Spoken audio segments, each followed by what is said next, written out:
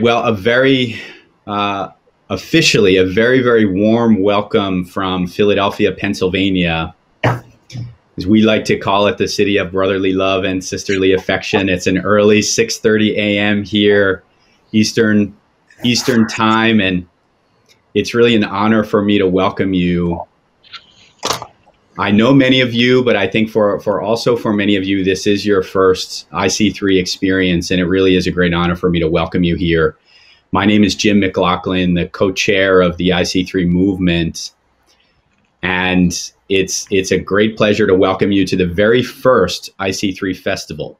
So if you've not had a chance to be at the annual IC3 conference or one of the regional forums in person, don't feel left out. We're actually making history here today together because none of us has been to an IC3 festival before. So a very warm welcome to the festival week, and welcome to the workshop on emerging careers in the post-COVID-19 world. And you know, 2020 has been truly extraordinary. And I want to start by congratulating each one of you for just persevering in the unknown that 2020 has been, for maintaining your commitment to your students during this time, and really just for being here. You know, you're dedicating time and extra energy to your own continuous learning, really so that you can bring that service back to your students and do this even better moving forward. So that is huge. And, you know, I want to take a moment to speak about the IC3 mission, because that's a really important backdrop, not just for the workshop today, but for everything that happens across the IC3 movement. And, you know, the purpose of IC3 is quite simple. Simple to say, complicated to enact and deliver, but the goal is counseling in every school.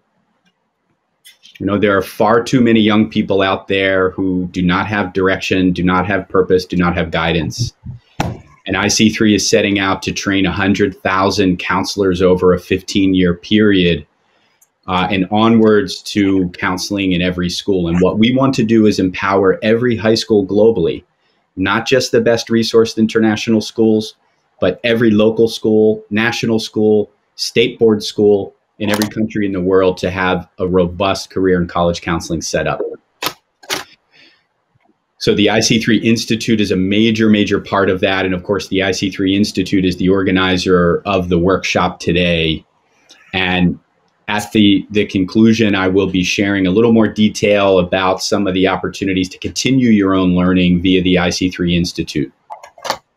And all of the resources through IC3 Live and the IC3 Institute, and predominantly the conference and regional forums, are completely open access to full-time school-based employees at no cost. And that's a commitment that IC3 has made. You know, this week is all about you, and it is time to celebrate. It's been a difficult year for schools globally. It's been a difficult year for universities globally, but there has been truly some amazing work been happening. And, you know, so this week is all about you, learning, developing, connecting, celebrating. There are more than 1,000 delegates expected to participate throughout the week from nearly 60 countries. And I think you're seeing some of that now. You know, we want you to make the most of the entire 4 days of the festival. So, you know, spend some time to plan your schedule. And one of the best ways to do that is to download the IC3 Festival mobile app if you haven't already done that. Yes, the platform that you're on has all of the information that you need to see, but there are some amazing scheduling tools and connecting tools in the IC3 Festival mobile app, which you can really just go and search in the App Store, or Google Play, or, you know, whatever kind of device you have. You can access it there for free. There are really amazing events on each day. In addition to the workshops and the virtual presidential panel that's taking place today, tomorrow is probably the largest gathering of the global community of IC3, and that's at the IC3 Live Convention Day. There'll be amazing discussion forums happening, networking. Their affinity group T-chats. Connect with those who have shared interests of yours as well, and really just take that time to learn and perhaps make a few friends as well. I would encourage you, also to look at And as we look at Thursday, the virtual university exhibits events will no doubt be one of the most popular. This is a chance for you to interact with university representatives. Of course, you can do that before Thursday, but we would also, specifically ask you to earmark time to really go and visit every university that in every institution that's represented at the festival this week in a formal capacity.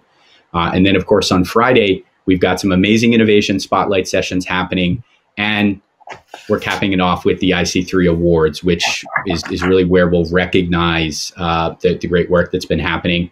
And then, yes, we will close with a dance party, as we would at the in-person annual conference. Make sure you get your dancing shoes on for that. And we don't take ourselves too seriously here at IC3. We do want to have a lot of fun throughout this week as well. So now I really want to acknowledge and express my most sincere gratitude for our sponsors for today's counselor workshops. All of this, the festival, the workshops, would not be possible without sponsors and partners. And specifically for the workshops today, and again, there are 2 simultaneous workshops happening, but we have wonderful colleagues from Technion, Israel Institute of Technology, and you'll hear from Orna shortly. I'll make a quick introduction for Orna. But also our other sponsor for the workshops is Huron at Western. And I can't thank our sponsors enough for empowering schools, right? They allow IC3 to do what it does, which is to channel everything we have into the mission to bring counseling to every school. And as I said, there are actually 2 workshops happening, not just one. Both will be recorded. You'll be able to come back, and not only this, but you'll be able to share this. It's made publicly for free to those even who did not attend the events today. So encourage your colleagues and friends from your schools to register and participate in the festival events if they haven't already done that. Registration for schools will remain open all week, and it's really about access. And this is where, our amazing sponsors are allowing this to happen. And sponsors like Technion and Huron at Western really do permit this. So, this is a huge aspect of where we are. And with this in mind, it's my pleasure to introduce Orna Nagar-Hill, who's the advisor of research visitors and academic study tours at Technion International, to share a few words with you. Orna, over to you. Thank you, and hello from Israel. So Technion, Israel. Orna, we're not hearing you. Oh. Yeah, we are. Oh, we are. Okay, maybe I'm just not hearing Orna. Okay. Okay. So Technion, Israel Institute of Technology, is home to 3 Nobel Prize laureates. It is Israel's premier center for science and technology education and applied research. Technion is one of the leading institutes of science and engineering in the world. We teach our students to regard challenges as opportunities, to view their imagination as a source of inspiration, and to recognize technology and science as tools to create a better tomorrow. Students will experience Technion's high-level academic standards. Excellent graduates will be able to join multidisciplinary environment, encouraging scientific collaborations at cutting-edge facilities. So please visit our site and have a wonderful, wonderful IC3 conference. Now, there should be a video coming up about the Technion, so I invite everyone to see it. It's about a 2.5-minute, very exciting video.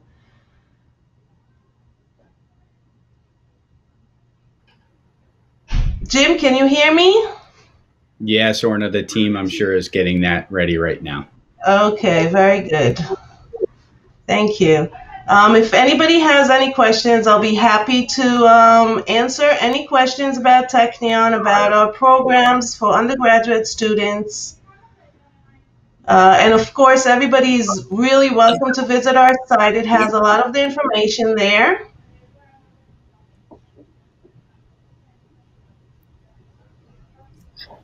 Hi, Jim. I just want to check, can you see my screen?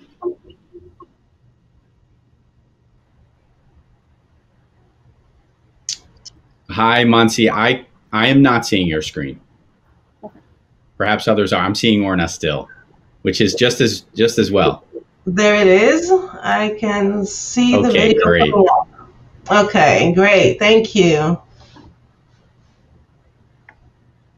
Vision. A vision that never changes. The vision to do good. This is Technion.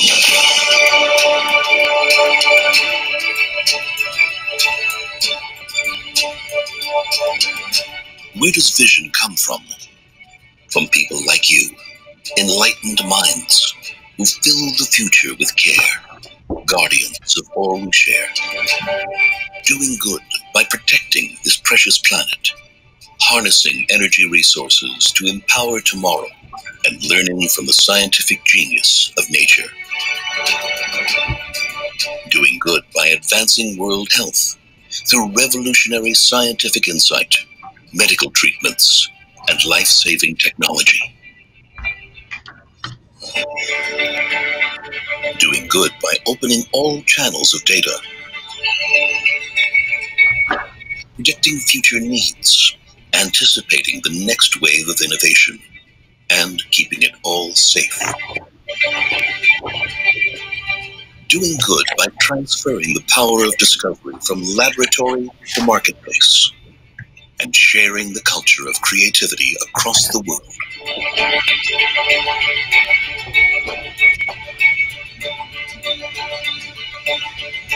Doing good with the vision to create something from nothing. Releasing the power of inspiration so that everything becomes possible. Doing good with Technion, where great minds come together to create a brighter future for all.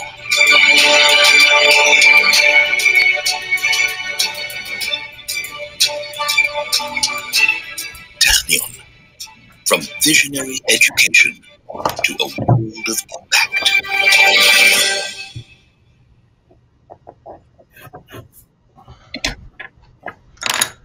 Thank you, everyone. I hope you enjoyed the video. I will be really happy if you contact us. If you have students who are very good students, we will be very happy to host them here in Technion for their undergraduate studies in mechanical engineering. Thank you. Thank you so much, Orna, and to the entire Technion family for being with us today and for supporting schools globally. It's really amazing. And so at this stage, we would like to turn to our panelists and kick it off. It's really a great pleasure of mine to introduce our moderator for today. You know, we've got an amazing panel, but I want to begin by introducing Mr. Manas Valoria. Manas is a co-founder of Plaksha University, as well as a co-founder and CEO of Nagaro. And of course, with the topic being emerging careers, you know, who better to lead this discussion today than someone not only who has, you know, founded one of the, you know, I think the most innovative institutions in India and globally, but also someone who has amazing industry experience himself. So let me turn it over to you, Manas, and it's a great pleasure to have you with us today. And thank you so much for lending your expertise and experience to schools globally. Welcome. Thank you. Thank you very much, Jim, for the kind words. And thank you for this opportunity to host this wonderful panel that we have here today. I think we're going to have a fantastic discussion. You already alluded to the global nature of the viewership of the audience, but we have a very global team on the panel as well.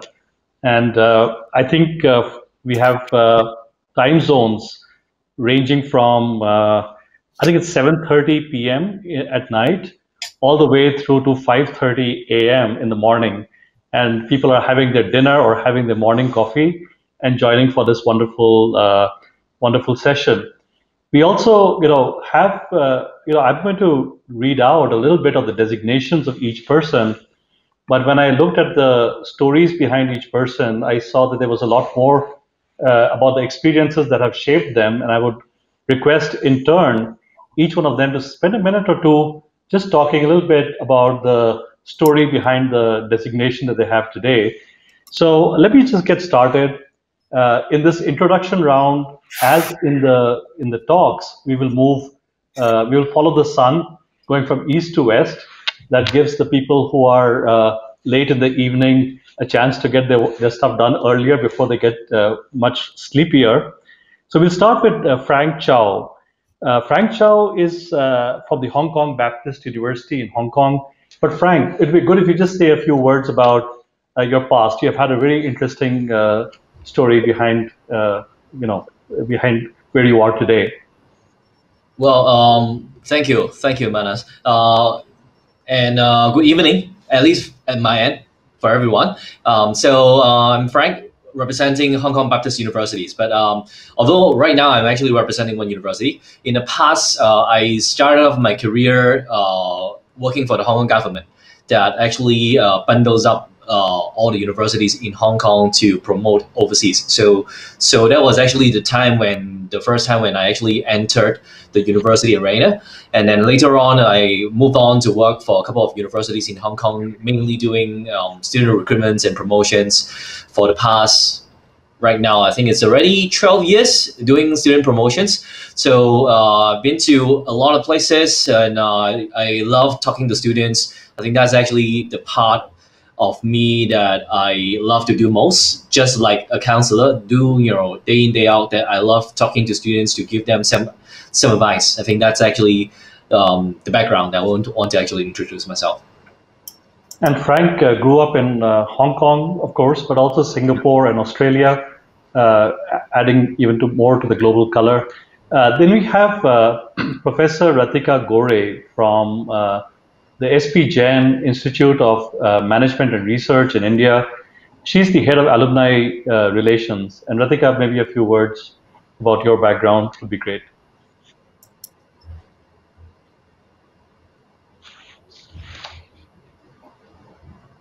Rathika, we can't hear you. Sorry, can you hear me now? Can you hear me now? Yes. Wow, thanks for letting me know. Okay, so I just want to say thanks, Manas, and to Jim and to the whole team who's invited me here. It's lovely to be here. So good morning, good afternoon, good evening, and Magandan Gabi to the Dennis from Philippines. Quick thing about me, I'm a bit of a maverick. Started in brand management, went on to become an entrepreneur, set up businesses in Philippines, Belgium, US, and Singapore. And as I touched 40, I decided I want to teach. And this is where I am now, a professor in a B school in a postgraduate level, still studying, doing a PhD currently. Why head of alumni relations? I'm also an alumnus of this institute. So for me, it's like going back to mothership.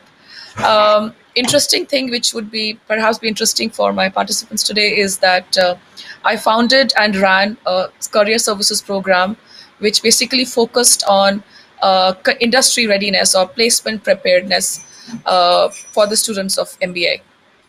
And so I'm here. I hope to answer some of your questions. Thank you. Thanks, Rathika. Next, we have Cameron McCoy from Lehigh University. He's the Vice President and Vice Provost for Strategic Initiatives.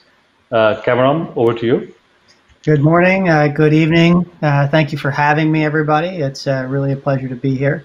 For those of you who don't know anything about Lehigh University, it is roughly 100 kilometers due west of New York City and 60 kilometers or so north of Philadelphia, where Jim is this morning.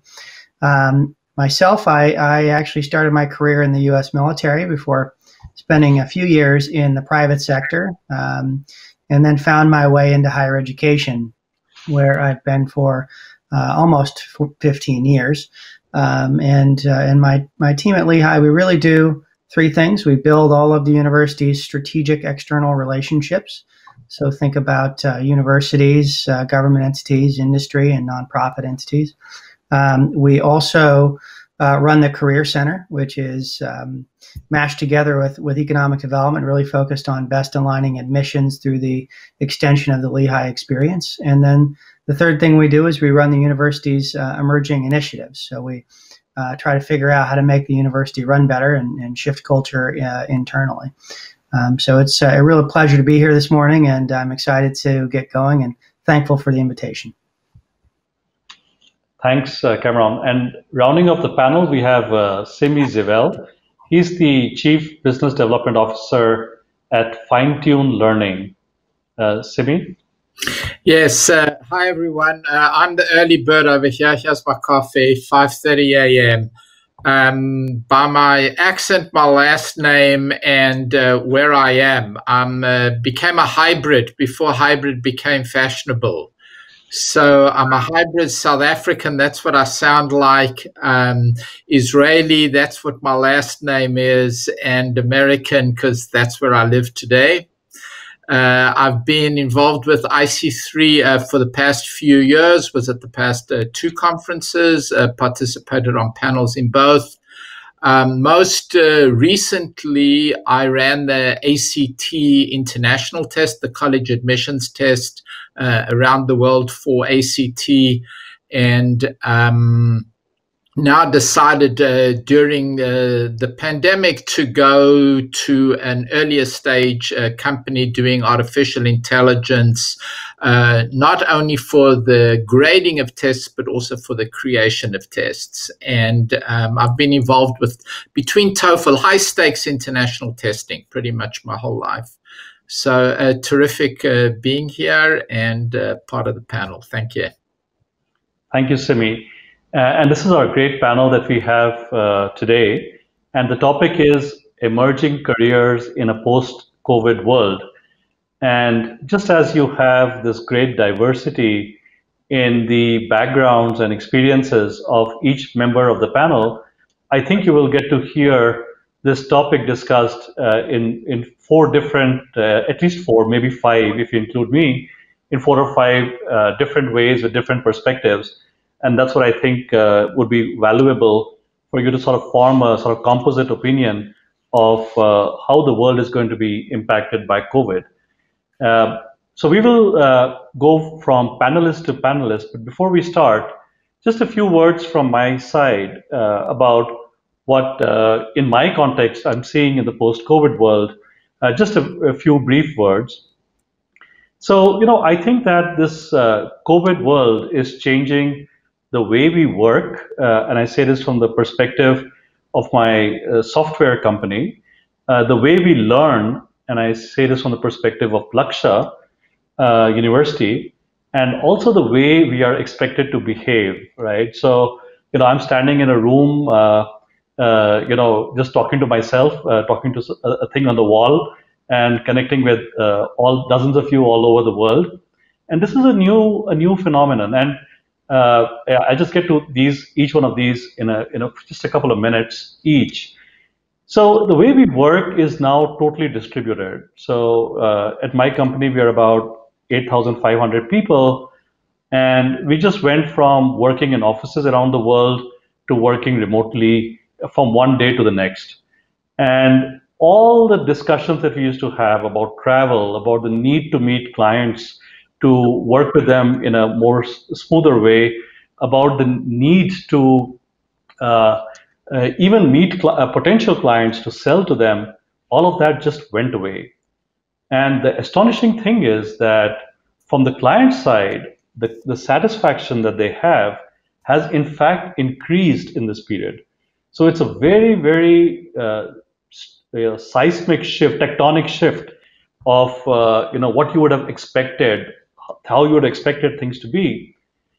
And okay, that's from the client side and the productivity side. What happens to the people who are actually working? And so we have been running periodically these surveys internally, asking people that once this COVID is over, do you want to go back to the office? And actually, more precisely, how many days a week would you like to spend in the office in the post-COVID world? And it's astonishing that across the 20-odd countries where we operate, the answer is pretty consistent from the more socially, vibrant countries to the more, what the stereotype of more individualistic countries. It's quite similar, at least in our company. And the answer is between 1 to 2 days a week at the office. So we're looking at this huge tectonic shift. And when you talk of town planning, how are the roads laid out for commuters, public transport planning, all aspects, everything is going to be impacted by this shift. Of course, the industries like airlines, etc. But this is a huge, major shift in the way things are happening. You also see another shift, right? People not just want to work from home, but they want to work from towns where they feel at home, where they feel comfortable. And we have this concomitant demand from people that we would like to work from our hometown, which may be a much smaller town somewhere in the world. And literally thousands of people in our company, which is not that big, are pitching to move back to their hometowns. So this is, again, a very major shift. And some companies have gone and actually embraced this. There's a software company called TCS, Tata Consulting Services, Consultancy Services, I think it is. And they have said that this is one of the largest IT services companies in the world. And they have said that by 2025, only 25% of their staff will be in the offices on any given day. So they call it 25 by 25, and they made a big deal about it formally.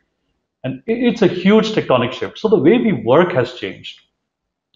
The way we learn has also changed. And you are all probably much more cued into it than I can be. But just a small example, we used to run this summer program for school students at Plaksha, which involved a lot of work by hands, tinkering and building engineering stuff, and a lot of interaction, very, very intimate for the kids to learn from each other, but also from the instructors. And we had to take it completely virtual and do it all virtual, including the guitar sessions at the end of the day and things like that. And it has worked, right? So again, I won't belabor this point because it's deep in your lives, daily lives. But this is also the way we learned has also changed. And finally, but as a result of these two big changes, the way we interact with each other has also changed. And the way we are expected to conduct ourselves, the way we are expected to speak. I just saw this article in the New York Times, I think it was, or the Wall Street Journal perhaps, about how the mannerisms that you have need to be different for the Zoom calls versus in a real world setting, right? So things that were actually good for a real world setting may not be good on a Zoom call, and vice versa. So I think it's just a huge tectonic shift, and I was just trying to lay down some words of introduction to sort of give the overall scope. But now we will go to the panelists, and the format that we have is that each panelist will speak for 10 to 20 minutes, maybe 15, 20 minutes. And as Jim pointed out, you have a couple of tools on the right side of your panel. One is the chat window, which you can use to communicate with each other. And in case the panelist is himself or herself requesting chat for a two-way communication, then you can use that chat panel, the chat button. But there's a button below that, which is the questions button. And if you have a question for the panelist, I would request that you use that button and use that window. And what I will do at the end of each panelist's talk, I will go through the questions and pose them to the panelist on your behalf.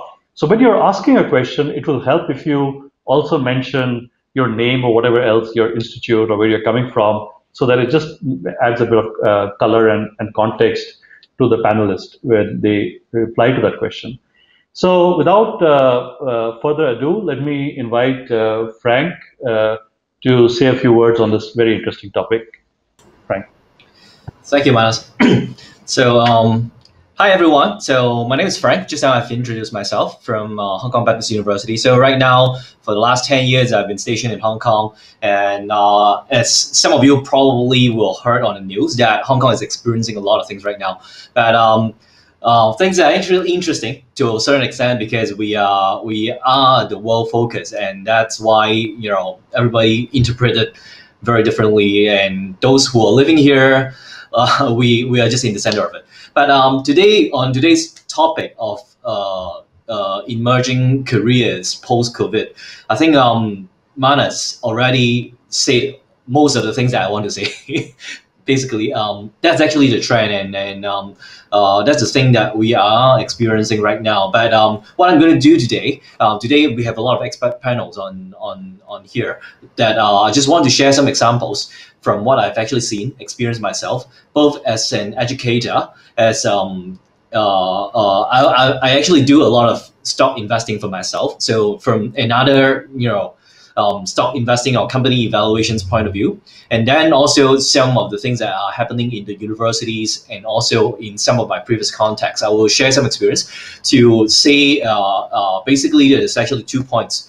Manat, can I have the next slide? Okay, so there's actually 2 things I want to share today. One is how big data and AI is actually driving the world. Big data and AI has been driving the world in the past. And while things are expected to go in that directions, what we are seeing is something that it's going into, we are jumping into this direction at a very, very accelerated speed. The second thing I want to share is COVID and the virtual work experience. I think that's actually another topic that's quite interesting because prior to working in the Hong Kong Baptist Universities, actually I have something in common with Simi. I have worked for British Council for a number of years to promote IELTS. So I was actually in charge of pushing IELTS in the South Asian context. So I've been doing a lot of those, and then I'll just share some experience along the way. So the next slide.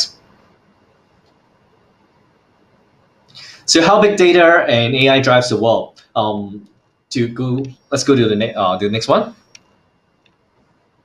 Okay, so what's happening in China right now? I think while a lot of us are in the middle of a very bad pandemic, especially probably in Central Asia or North America, China seems to be actually containing their efforts at least to actually sustain, and they are starting a lot of the work in terms of rebuilding, and then a lot of things was actually happening because people in China, it's also at the same time, working from home. They start to go out and then they start to reignite the whole economy right now. But I just want to share this company. It's called Data Nexus. So basically, this is a logistic company that's listed in the US. You can go and search up any information on this particular company. But what's so special about this company and what is actually happening, this company has to do with us, in today's topic. We just quickly go on to how it reshapes actually a lot of people's behavior. So Data is just a very simple company that does one logistic or is a logistic company that delivers stuff. So you can actually imagine it to be one of the DHL or FedEx that's actually doing all the things internally. So can we go to the next slide? And so what actually happened is they released some very interesting data. So this company, well, the way that this company is actually different from other companies, it is specialized in one thing. That is specialized in delivery that happens on the same day. So they have broke a lot of records this November, just couple of weeks back. That's in America, that's Black Friday or Cyber Monday that we just experienced. I think that a lot of people just go on to online and buy a lot of stuff. In China, there's another day, which is they call the Double 11. So it's on the 11th of November that they concentrate a lot of net buy activities online. And what they actually did was they have racked up a few records. The first record is the quickest delivery record. just imagine something actually happened like that. So you make an online order, and exactly 3 minutes and 12 seconds after you make an order, somebody knock on your door and deliver the stuff to you. So that was the quickest delivery record they actually did that day. And what they actually set another record. You know, those, you can just imagine those people in China that doing the delivery for Dada company. They do, most of them actually do it by bike. So it's motorcycle doing on the roads. There is one deliverer on that one day delivered nearly 700 deliveries. So they went to 700 homes in the span of one day to make deliveries in one day. And the average percentage of delivery completed on the same day, it's 93%. So you can imagine over 90% of that day's purchases are being delivered on the same day. So just imagine that, and what does that have? You know, what does that change? And all the things that the company is actually working on, they achieve the whole thing with big data and AI, which they consolidate all the data, and basically they will just program everything to program every riders to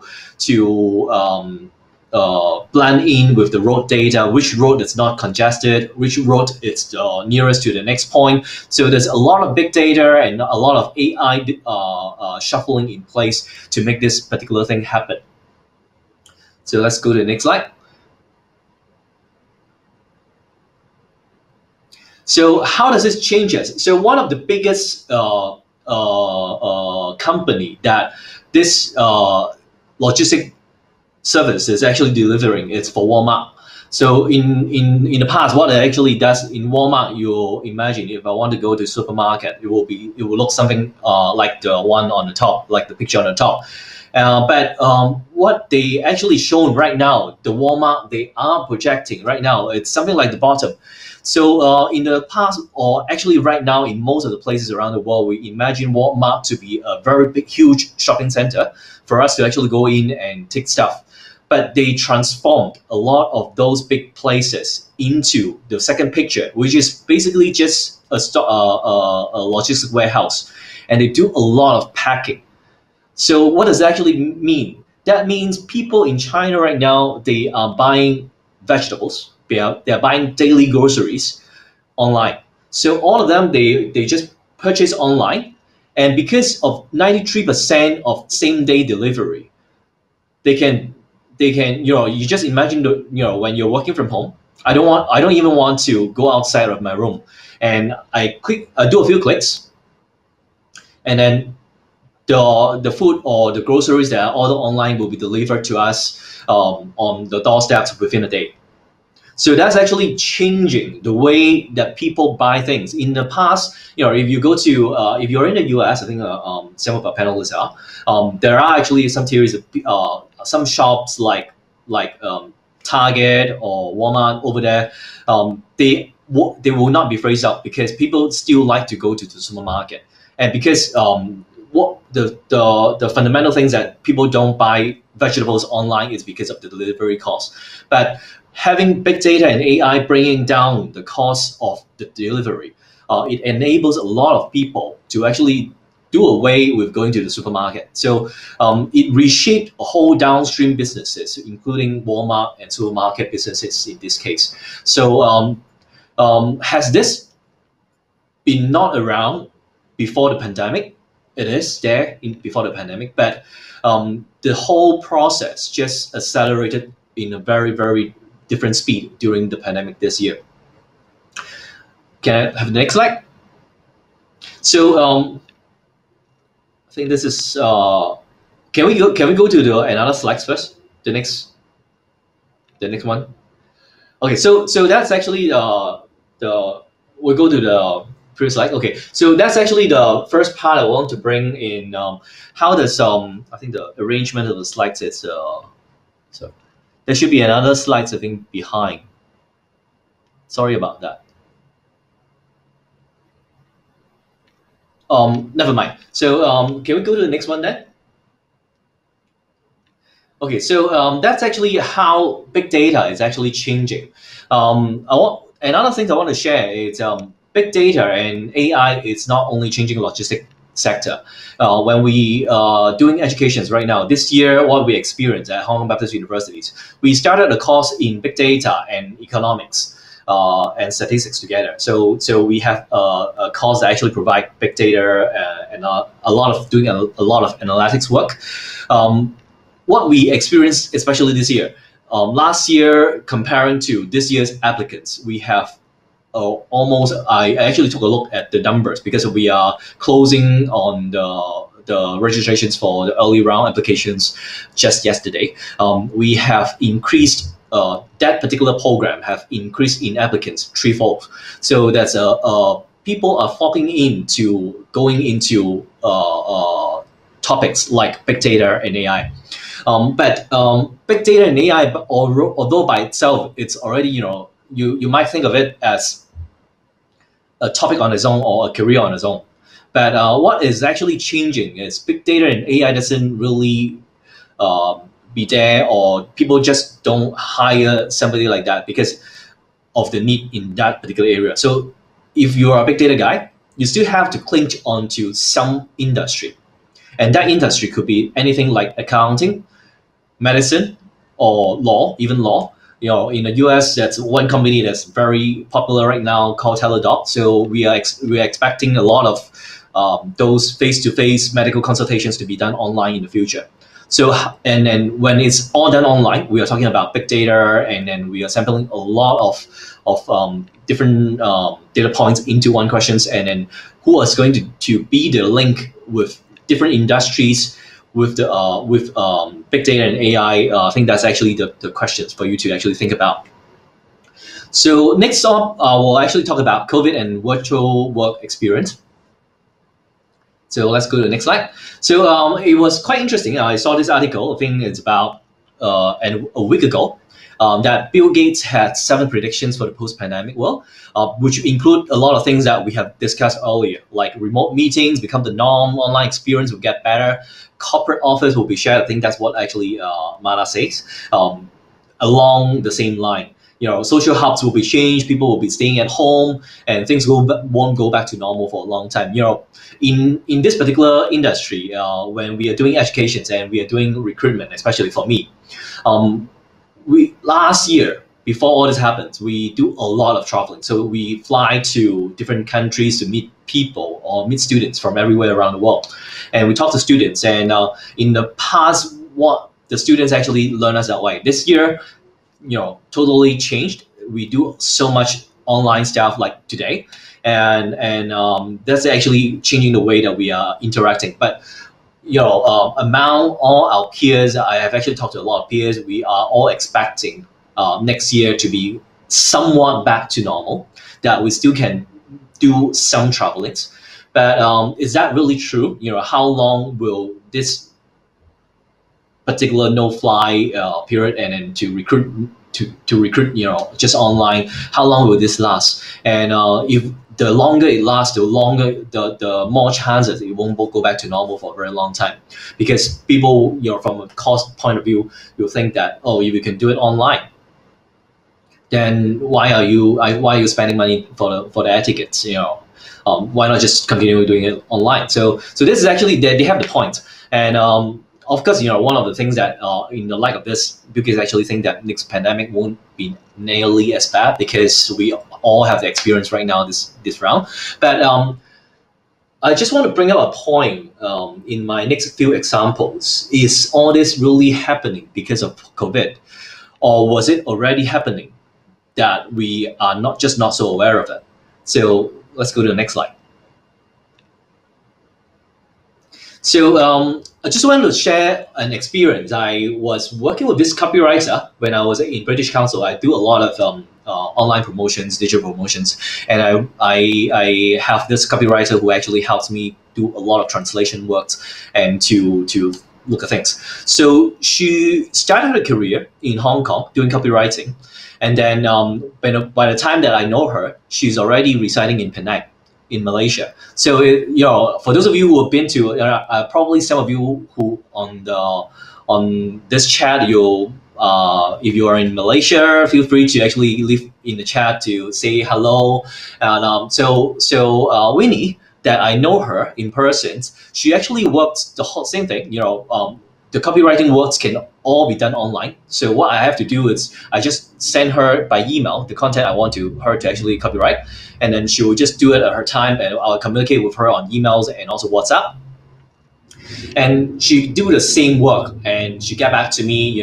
From this, there was actually this incident that I was so appalled that day that she told me that because I was actually giving her some work around 9 a.m. in the morning, and then after I actually passed her all the stuff, she told me, by the way, if you are looking for me in the next 5 hours, I'm not going to respond to any messages because I'm going to see a movie at downtown and come back. Then if there's any urgent matters, I will come back to you at 6 p.m. So that kind of thing. Then there was a point that I realized that she's not in Hong Kong, and she's really enjoying her time in a place where the cost of living it's relatively lower than Hong Kong. And she actually charges the same money as any other copywriter that will charge me in Hong Kong. And of course, the quality of her work, it's comparable to any copywriter that I can actually find in Hong Kong. So the work that she delivers, it's nothing different. But she's getting her paid in Hong Kong, their Hong Kong company, but then she's actually just working in a place, a very nice place in Penang where the food is cheap, the house is cheap.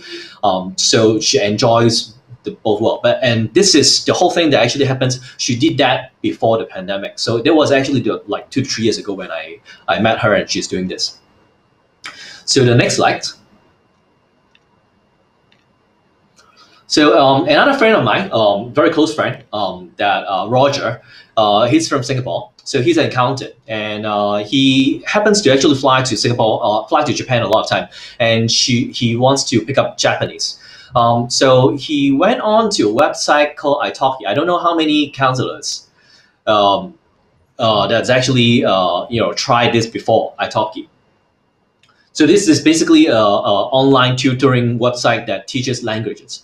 So he paid in 2019, which is before the pandemic, about $25 per hour to hire a tutor in Japan. And then they had Zoom. That time is already using Zoom, and he had a Zoom lessons about five hours per week on a one-on-one. And right now he's still spending his time with all this people in Japan to do it online. So that is actually in 2019 when he actually told me this, and he's still doing it, getting Japanese lessons directly from this italki. So I got interested and went on to do some Google on italki. So let's go to the next slide. And then I came across this blog, a guy from US called Dave Trotter. So he started, he started a thread on how much do I get paid to teach English on italki. So this guy started teaching. He ditched his career in politics, and he went on to do some teachings. And then he thought that, it would be nice if some jobs online can actually make him enough money to actually travel around the world. So he started doing it. And in about a few months, he did actually share. If you want to, you can just Google his name, and you should actually show up his blog that explain his whole time that his whole journey that he started on italki, and he actually ended up earning around $1,500 per month since 2019 to 2020. And what he actually dreams of doing is he wanted to travel the world. And then I think earlier this year, he actually went on to Athens in Greek. And then he just stayed over in one of the Airbnbs in Athens, and then remotely teach there and still earns the same money. So those money got, he tried to stay on budget. And those money actually got him to sustain his adventure and his living. And that's actually just one case of Dave, who, and then, all this happened, it's not just because of the pandemic. It's actually before the pandemic actually happens. So let's go to the next slide. And then also like to share some projects. Every universities are trying very hard to survive or to strive under the pandemic. And then what we actually have came up with, I think it's actually quite creative, but there's also along the way. It's I just do a sharing with one of my students last week on her name is Claire. So she's a final year student doing translations, and this summer she actually went on to do a virtual internship with a UK firm. That UK firm called Valley Moon. If you just Google it up, is basically this company is doing social media stuff, doing reviews on a website. So she's actually in charge to help them translate social media posts and also write social media posts. So what we saw a lot of opportunities for our students to participate on things like virtual internships. Today, if we can do most of the work at home, there won't be any difference if the other persons who actually work from home is from anywhere around the world. I think that's actually the point, and that's why that we got our students some opportunities like that. So she can do a Zoom call with her team every week to catch up on what should be done, and use a lot of online collaborations. She actually shared using Google Sheets to track all her work online, and then to submit the works online as well, and then to report and to refine or review her work every time with her supervisor every week online.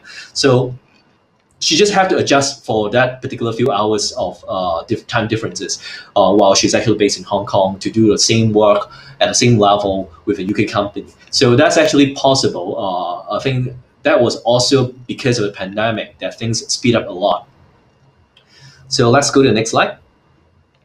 So what is the implications for students? I think when I look at it from this particular two angles, one thing in common is the digital transformations.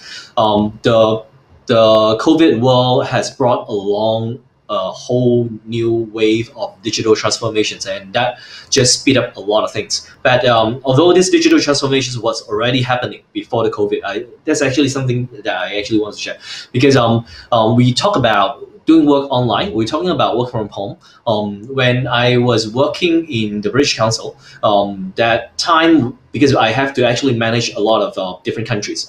That time I was managing about 11 countries on the promotions of the IELTS. So I was already doing a lot of Zoom calls, and I was already doing a lot of things through digitally, that because we have to collaborate digitally with the physical geographical barriers.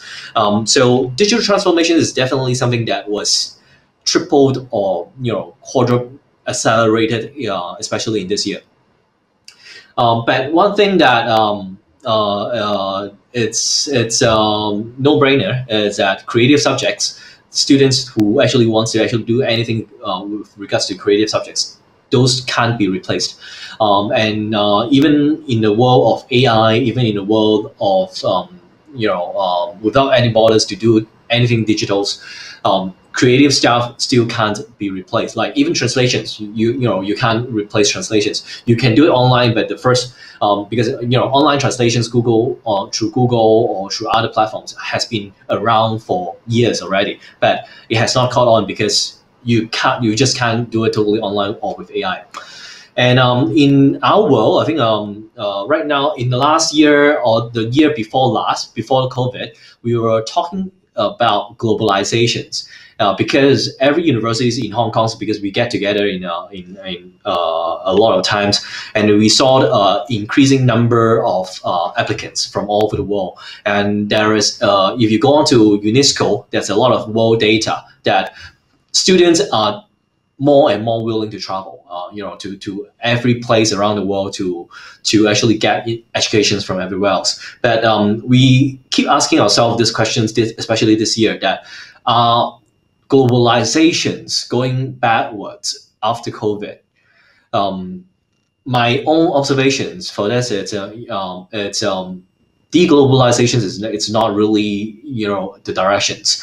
I think what we are going to head into is something called digital globalizations. And then digital globalizations. It's because, for example, of Winnie, or that I actually bring up. If you want to get experience, or if you want to know the culture of somewhere else, you still have to have the contacts. So you still have to travel, or you still have to actually engage in the learning, or engage at least with a community or students that learn from another part of the world, to actually broaden that aspects of learning. And I think to be able to lead in the future, the digital, in the digital globalizations world, what students have to do is to be very creative in selecting the subjects, because we can totally foresee that 5 years down the road, a lot of the things that we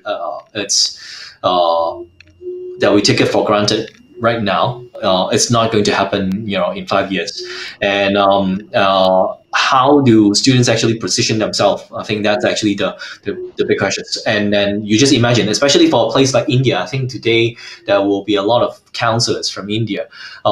Can students really take advantage of the location arbitrage to take advantage of the low cost living in India, or in some parts of the India, probably some very beautiful place in India, and then you do the same work, deliver the same work for another company in US? Of course, after that, there will be a lot of different issues coming in, like how are we going to, which tax are we going to pay, what kind of things that which government is going to charge, or how GDP even is actually defined. But that, I think the world will have its answer in the next couple of years, as the trend for this is actually going, it's totally going into these directions. So those are the things I want to share today. I hope you are not too bored by what I think I actually just talked. And I'm pretty much open for any questions that you want to ask before we go on to the panel. Thank you very much, Frank. And your ending is probably very correct, that tax accountants and will always have a job regardless of AI, right? So, I think that the topics that you touched upon, digital globalization, on one hand, interesting phrase, but also the whole big data piece, and China in particular leads, I think, the world in the fast adoption of these technologies and what they can do to influence various different industries. And I think this the scale of this transformation cannot be overestimated. It's just like manufacturing. I come from a manufacturing background, and when we learned about the history of manufacturing, we learned that first everything was made by hand. Whether it was a gun or a car, and everything was made by hand. And one could hardly believe that one day everything would be made by machine, and the chairs would be made by machine, and the pen would be made by machine, and the book would be made by machine. And in the same way, I think big data and AI is going to do that to all the decisions that we make. But of course, we'll find different ways for human beings to connect with that. I mean, making of machines did not put everyone out of a job. It just changed the kinds of jobs that we had. And this big data and AI thing, especially as it's used more and more for this digital world, which is more instrumented, easier to measure, as China is showing in various different domains, it has humongous applications. So really good talk. Thanks for spotlighting some of these topics. We do have one question, but it's not related to emerging careers in the post-COVID world. So I'll request Rahul Rai to connect with you, network with you separately, Frank, to discuss that.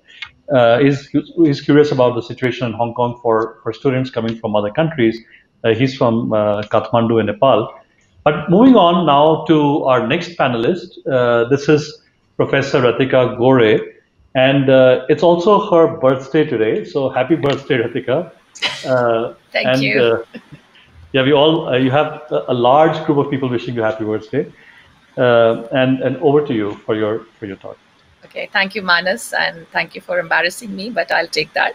I'm quite a child when it comes to my birthday. I'm happy to lap up anything. Actually, I want to thank Frank that he's made a fantastic case of the importance of AI and being digital, knowing about how information management and information technology is really redefining the industries. So keeping that in the background, I'm just going to try and unpack a little bit more. So a quick context. So see, I teach in a business school, right? So it's our job to make sure that we understand where the industries are going, look at the faint whispers and some trends. But of course, you'll appreciate some trends are episodic, which means, they just might change again once the COVID situation is over. Some are thematic. These are the new trends which will continue. And you also appreciate, you might say that, some of the trends were anyway happening, but like, as I think Frank also mentioned, that they just got accelerated. So, so the way I have looked at I don't have any PPTs, guys. I'm going to make you work on chat. Okay. It's a workshop, so you need to start thinking and writing with me. So I'm going to look at it in two parts. First part is see how some of the industries are changing, or the new trends. And then from there, we will go into, what are the new competencies, hard skills, soft skills coming up, and then how new careers are emerging. And I'm sure between Frank and Dr. McCoy and Simi, we'll probably have a lot of overlap. But I think that's the good part, because we'll start realizing there are patterns which are real. And okay, can I interrupt you for just a second? Yes, Mansi, please. could you just take the slide off, because it's hogging the screen. If you take the slide off, we'll have Rathika on the screen, which will probably be a better view on the speaker view. Sure, thank you. Thank you. I just realized there's a lot of warm wishes on the chat, so thank you again. Okay, so first question for the participants today on the chat. I'd like you to contribute. This is not the time to zone out and listen to me. You have to participate. The question is, what changes or trends in consumer preferences and behaviors have you noticed in, let's say, food industry or fast moving consumer goods? What have you noticed? What is the new things emerging? How is the industry changing in food and FMCG, which is fast moving consumer goods? Come on. Online shopping. So Kiran says that online shopping is, especially from an Indian context, online shopping had not really gone up as much as it was hoped to. Frozen foods, consumer needs everything on the table, online. Okay. Health foods, yes. So that's interesting. So we were talking to somebody in healthcare and well-being, and they said that immunity boosters, even things like milk drinks like Bonvita. Bonvita is a very big milk additive for kids in India. The sales have gone up really high. Oh my God, this chat is really going. So I'm going to go and pick it up. So health and well-being industry, not just foods, but also ergonomically easier chairs, anything which makes your work from home easier. Okay, so that is something which is picked up. Yes, nutrition, everything is fine. Okay, you know what? I've lost touch of the chat, but I can pick up a few things here. We were talking to the CMD of Metro Cash and Carry, who is, it's a big super center here, Arvind Mehta, and he actually said that the first wave came hoarding of essential goods. And then they realized actually the essential goods is no need to hoard. And the larger thing actually ended up happening was higher sales in comfort food. Okay. So if you're sitting at home, so snacks, processed foods, chocolates, ice creams. And then they found something even more interesting, that if there were any stock out of their favorite brands, they realized that consumers were open to switching to private label brands. Okay. Why am I saying these things? So consumer preferences are changing. Those who are able to quickly pick up how the preferences are changing, again, based on their understanding of data from their shopping carts, obviously were more agile, were able to quickly create new products or new packaging. DIYs, a lot of self, like for example, DIY baking or semi-kits, process kits for salads and burritos and exotic food started becoming interesting. So all those companies or entrepreneurs who were able to embrace that change quickly came into quickly had some sales coming in. Of course, I think Frank has spoken about cashless payment and a heavier dependency on e-commerce, right? Um, and a couple of more things started happening. So certain remote places, actually Gurgaon is not a remote place, it's a suburb of Delhi. Actually, home delivery was not a big deal. Nobody would actually get home delivery. That has started, okay? More people are getting into the process of the focus on delivery. Another very interesting case, we were talking to the CMD of Nivea Bayersdorf, and did you know that Nivea actually collaborated with Swiggy? Swiggy is a company which delivers food, okay, and they collaborate with Swiggy to distribute hygiene products, non-food items. So that's something which we started noticing. And yes, contactless delivery. Let me see what else is happening here. Yes, Sabina is saying that online medical consultation seems to be picking up. Very nice, very good. Smart kitchens content. So great. Now, one more question. What do you think is the impact of social distancing in manufacturing? So we looked at FMCG and food. What do you think is happening in manufacturing, especially with social distancing? Manufacturing. And in India, it's not just all fully automated. Right? Okay, great. So Vanita is saying there's more automation. Great. More use of robotics. In fact, I was chatting with the president of Tata Motors here. He's an alumnus, also my batchmate. And I was just asking him, what's happening in automotive industries. Tata Motors is a big company here. And he said that there are three things we're looking at. One is more automation, right? Which means also use of virtual reality. And virtual reality can come in testing, it can come in warehouse management, it can come in disaster situations. The second thing which he talked about was they are trying to reduce fixed costs and move more into variable costs. Again, echoes what Frank said, that the role for smart accountants is very important. But more than that, what I realized was, I think somebody mentioned in the chat, the concept of gig economy. If you're trying to reduce fixed costs and long-term contracts, it seems to be promoting a concept of gig economy even more. What is gig economy? I think she's asked, the person has asked on chat, where more and more contractual workers and freelancers are employed than long-term employment contracts. Again, gives rise to a whole genre or whole understanding of employment, which are entrepreneurs, freelancers, consultants. I think Sabina, you did. That's right. I think Frank also talked about education. Education and health and media are three sunrise industries right now. What's happening in education? So, for example, in the management, every week we get an invitation to, or a demo request for a new company which is looking at evaluations online, or platforms for mentoring, platforms for career services. A lot of innovations are happening in education. And last, of course, is media. I think Frank didn't talk about media, so I'll spend a little bit time on that. What's happening with the OTT platform? So obviously cinema theaters, though I know Hong Kong, I think recently there was, or it's Hong Kong or Japan, I think the anime, Japan, right? The anime became, I think, broke all records. But in most of the countries, the theaters are not still safe. So a lot of OTT content is coming. My voice is breaking. I'm sorry, I can't. I thought I was speaking slow. I'll be careful. It's okay for me. Yeah. Okay, all right. So what does that do? Typically, okay, I come from a land of Bollywood where, there are superstars who dictate the industry.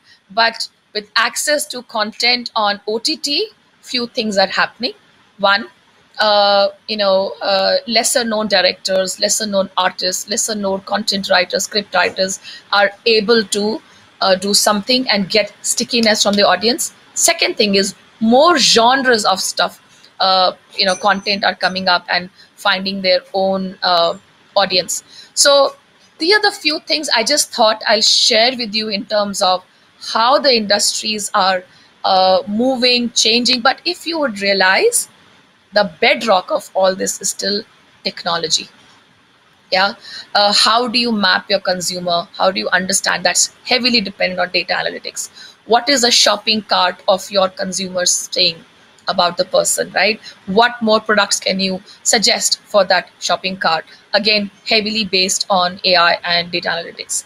Um, with media, like I said, more interest in creatives, people who can write, who can direct, who can experiment. So that's a new career which I see emerging, which are not necessarily STEM or the traditional, uh, commerce and arts or science related. Um, Gamification. So I'm basically unpacking what does digital transformation mean and making it more specific. Um Gamification is is extremely important. In fact, I'll share with you. I was doing a consulting project with a pharmaceutical company here called Glenmark. They had 14 offices and 13,000 employees in 7 countries, and they wanted to do a culture change. Now, rolling out a culture change is a mega project. You know what they did? They identified what are the key behaviors they want to exemplify, got a bunch of young coders and told them to make a game. Okay, and that game was launched across several countries. With that, what happened? They were able to understand which employees at which level, what have they cleared, where have they got stuck. So excellent opportunity for the company to roll out a big project. So gamification is extremely important. A lot of people should be, students would be looking at that. Now, if you notice in the behind the scene of all this is data, right? So data privacy, cyber security is another area which is emerging. A lot of scope there, ethical hacking, being lawyers. So that is something which I thought was an emerging career, if you want to just look at that again. And supply chain management, I think we talked about contactless delivery, last mile access, deployment of drones, again, heavily dependent on technology. I have a colleague who's working on a model where he says that I need to understand how warehouses can restock their items so that they're fast delivery and not necessarily on last in, first out, or first in, first out principles. So the whole lot of models are being created there, a lot of forecasting models on how the demand is and reducing the wait time in the warehouse. Heavily dependent on math and logic and technology again, right? So I'm going to just say a couple of more points, but the larger point, just to close this part, is you understand the trends, but those companies who are agile are able to do quick inventions, reinventions, or tweaks are those who are close to the consumers, who knew what's going on in every part of their supply chain. Digital marketing. Digital marketing, if you realize, has actually collapsed the whole marketing funnel. From intention to buying can happen at the click of a button, especially fueled by social media marketing. I'll quickly move on to the last part, which is the soft skills. And I thought this is a perspective I can bring in. I know Dr. McCoy and Simi are going to talk more about the hard skills, but we were actually struggling with 240 students doing online or virtual internship this summer. And we don't know how to prepare them. So in my research, when I spoke to a lot of people, a lot of my ex-students and alumni, we realized there were two things happening, which I think are very important to understand. One is, how do you get immersed in the culture of the institute, of the organization? How do you know who to talk to, who not to talk to? When you're on campus or when you're in the organization, you can knock on the door and say, you know what, I have this quick doubt. Can I bounce off you? There are water cooler conversations. Your boss, your manager can say, I have a meeting. Why don't you drop in and sit in and just, try and pick up a few things. So the point I'm making is, if work from home is becoming, at least in some part, it's becoming the new theme, right? Companies are saying that they will not have the full workforce coming back and it'll be on rotation. Then these things become more real. They're not episodic. So we are also then looking for students who have certain soft skills. They are self-starter. They are able to communicate. They are digitally agile. Um, they are able to motivate themselves. I think this whole mental health, well-being, mental, uh, you know, the EQ, all these parts, the softer parts are also becoming very, very important. So last part I'll say is that in terms of emerging careers, I'm sure all of my colleagues here will echo this. It's never about pure, it's about connections as you go higher into the uh, industries, right? So it's about connections. So for example, if you're a specialist in AI, that's not enough. You could be somebody in medical industry and they'll use AI there, right? Or you could be a marketeer and you can use analytics there. So it's about the combinations of different knowledge which actually makes the sweet spot. So I know the participants here are counselors and teachers. So few things which I'm going to say personally, this is what I believe and it's just my personal opinion.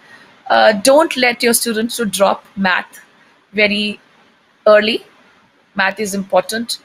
Make sure they're more and more logical thinking, critical thinking, coming into your curricula, into the internships or into the profile building they do.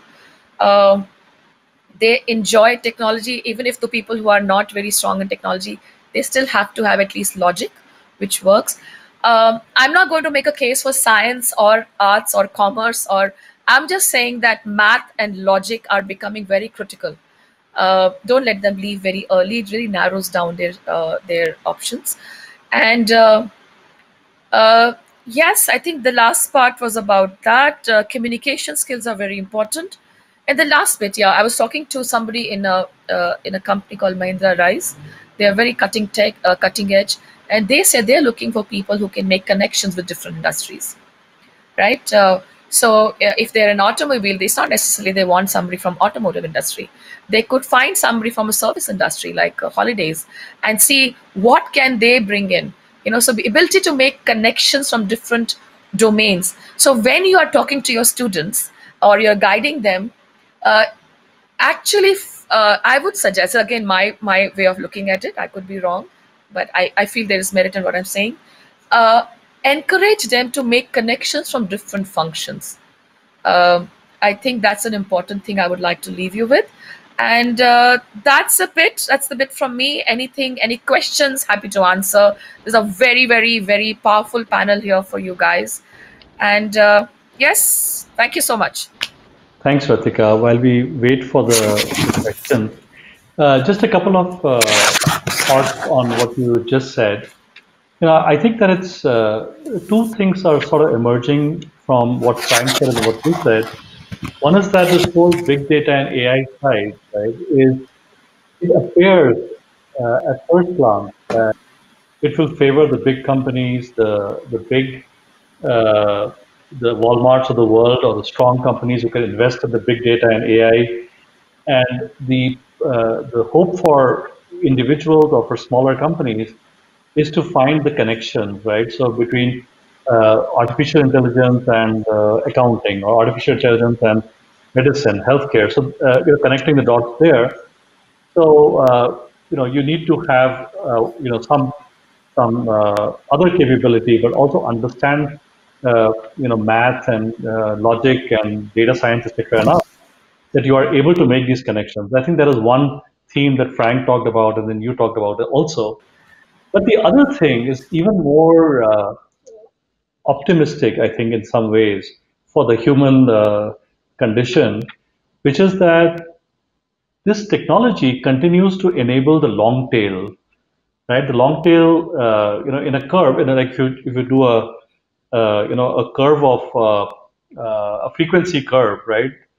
The long tail is the very unusual occupations or subjects or topics, and if in certain kinds of media and situations, it's winner take all, right? So if you have Bollywood, for example, if you need the power to actually push movies through film theaters all over the country or all over the world, or Hollywood, right? So that's it requires a certain investment, etc. But with the OTT, for example, as you said, this Netflixes of the world, there's a chance to have a long tail of content, right? And for a lot more younger people to actually have more fulfilling and complete jobs, right? So it's the same with, baking, interesting baking, items or food delivery or things like that, right? And the way you can think about it is, if you had to build the pyramids uh, back in the day, and all you had was, ropes and, crude levers, etc., you would have to assemble thousands and thousands of people, probably slaves or whatever, and somehow organize them to build these pyramids. And the job of every person in that group would hardly be very fulfilling, except maybe it would fill his or her stomach. But as the tools get stronger and stronger, I think the odds are that we will be able to have more fulfilling and complete careers. So it's not just the fact that there are these intersections between topics, which is very, very interesting and very important, but also that these technologies are also going to enable a lot more to be done. And there's another interesting, this series out called The Mandalorian. And The Mandalorian, the way the special effects are done, the background is generated, allows people to do a lot more, each individual to do a lot more. So I think that we have a lot of interesting things that technology is getting for us. But let's go to the questions. Manas, I want to say an interesting point. I think everybody will resonate with that. So I'm struggling to do my PhD right now, okay, because it's a distracted world. There's so many notifications I have to work with. So there's a book called Deep Work. And that book, the premise is that more and more, as you see a distracted world, because with technology also comes this whole multitasking and stuff. And moreover, as you go in, students who show the ability to think deeper, to focus and sit down and get into the zone and work harder, will actually differentiate themselves. So another thought for the teachers here: encourage your children to sit with no distractions and nurture an ability to think. So thinkers are actually going to be the winners or the differentiators a lot more. I couldn't agree more. I mean, this is the ability to actually stop and think for hours without distraction is a interesting, is a very unique, and I think it will be a very powerful skill in the future, or capability in the future. Coming to the questions, there's a question to all panelists, and this is not an easy question. So, Rathika, if you can't do it justice, maybe we would ask the panel again. It is that, we're talking about students in general, but in the post-COVID world and careers for them, is there anything that you can think of in terms of students with disabilities, and how are they impacted in the post-COVID world, and how should they adjust?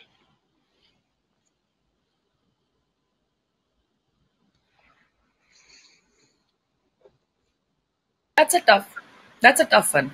Okay. I think I'm not an expert on this, honestly, but I can venture a couple of thoughts on that.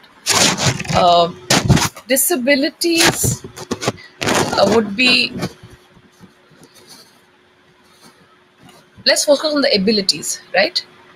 So I think the idea would be to understand what are the abilities and then map from the careers. The good part is that there are more and more options available to our students, which were not there for us, at least from the place I am, right? So for example, I can again give you a personal example.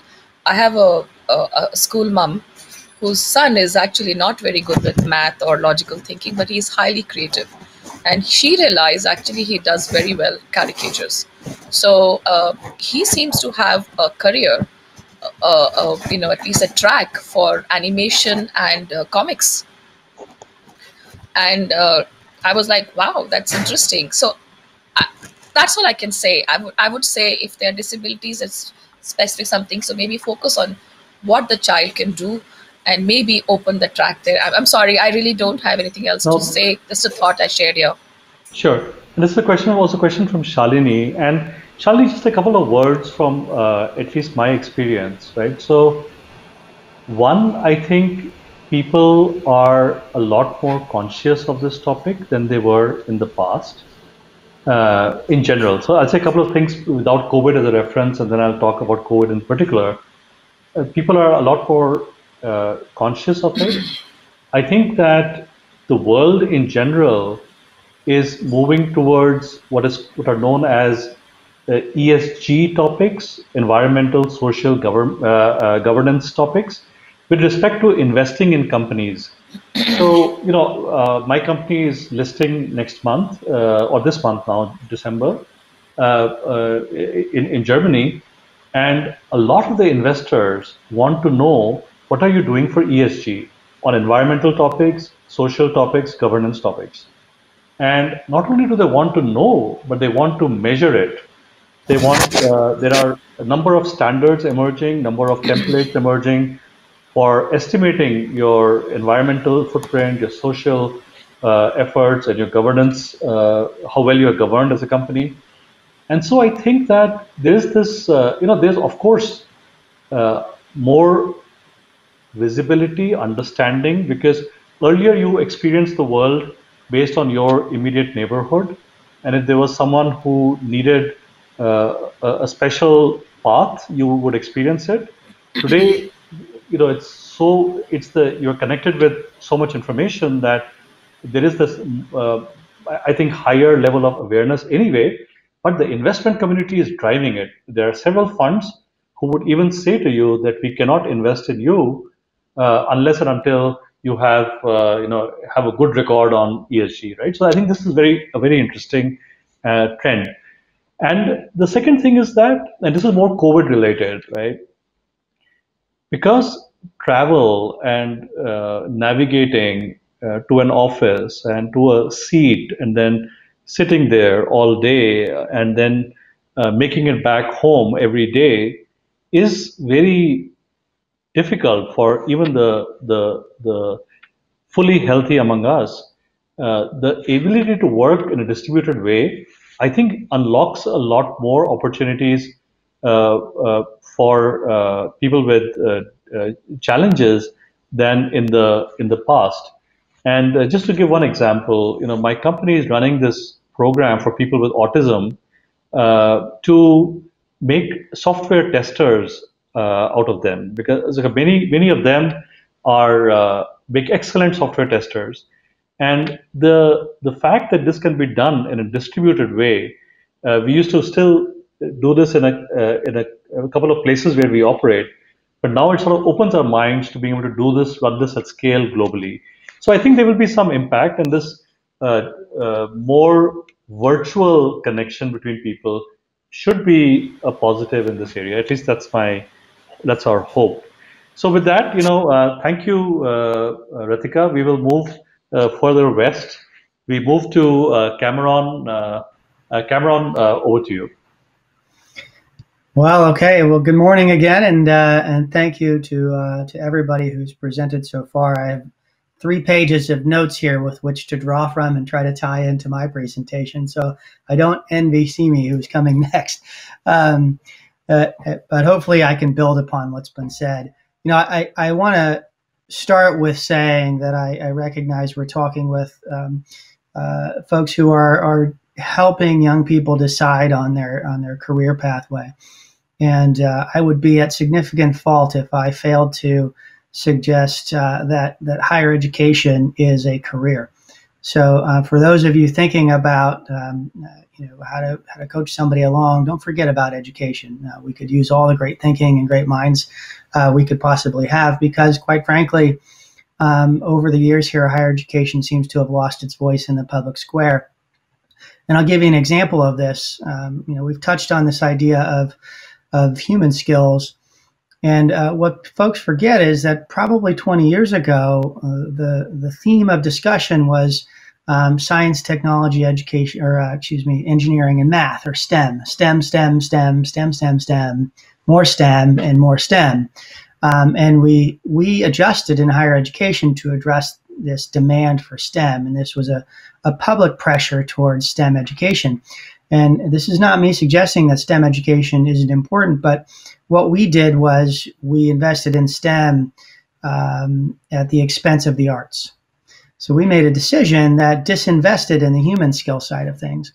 And so what's really fascinating to me is that this current crisis, or collections of crises anyway, is offering to us an opportunity or invitation to step away from the status quo and redefine what higher education looks like. And that's really what I want to talk about today.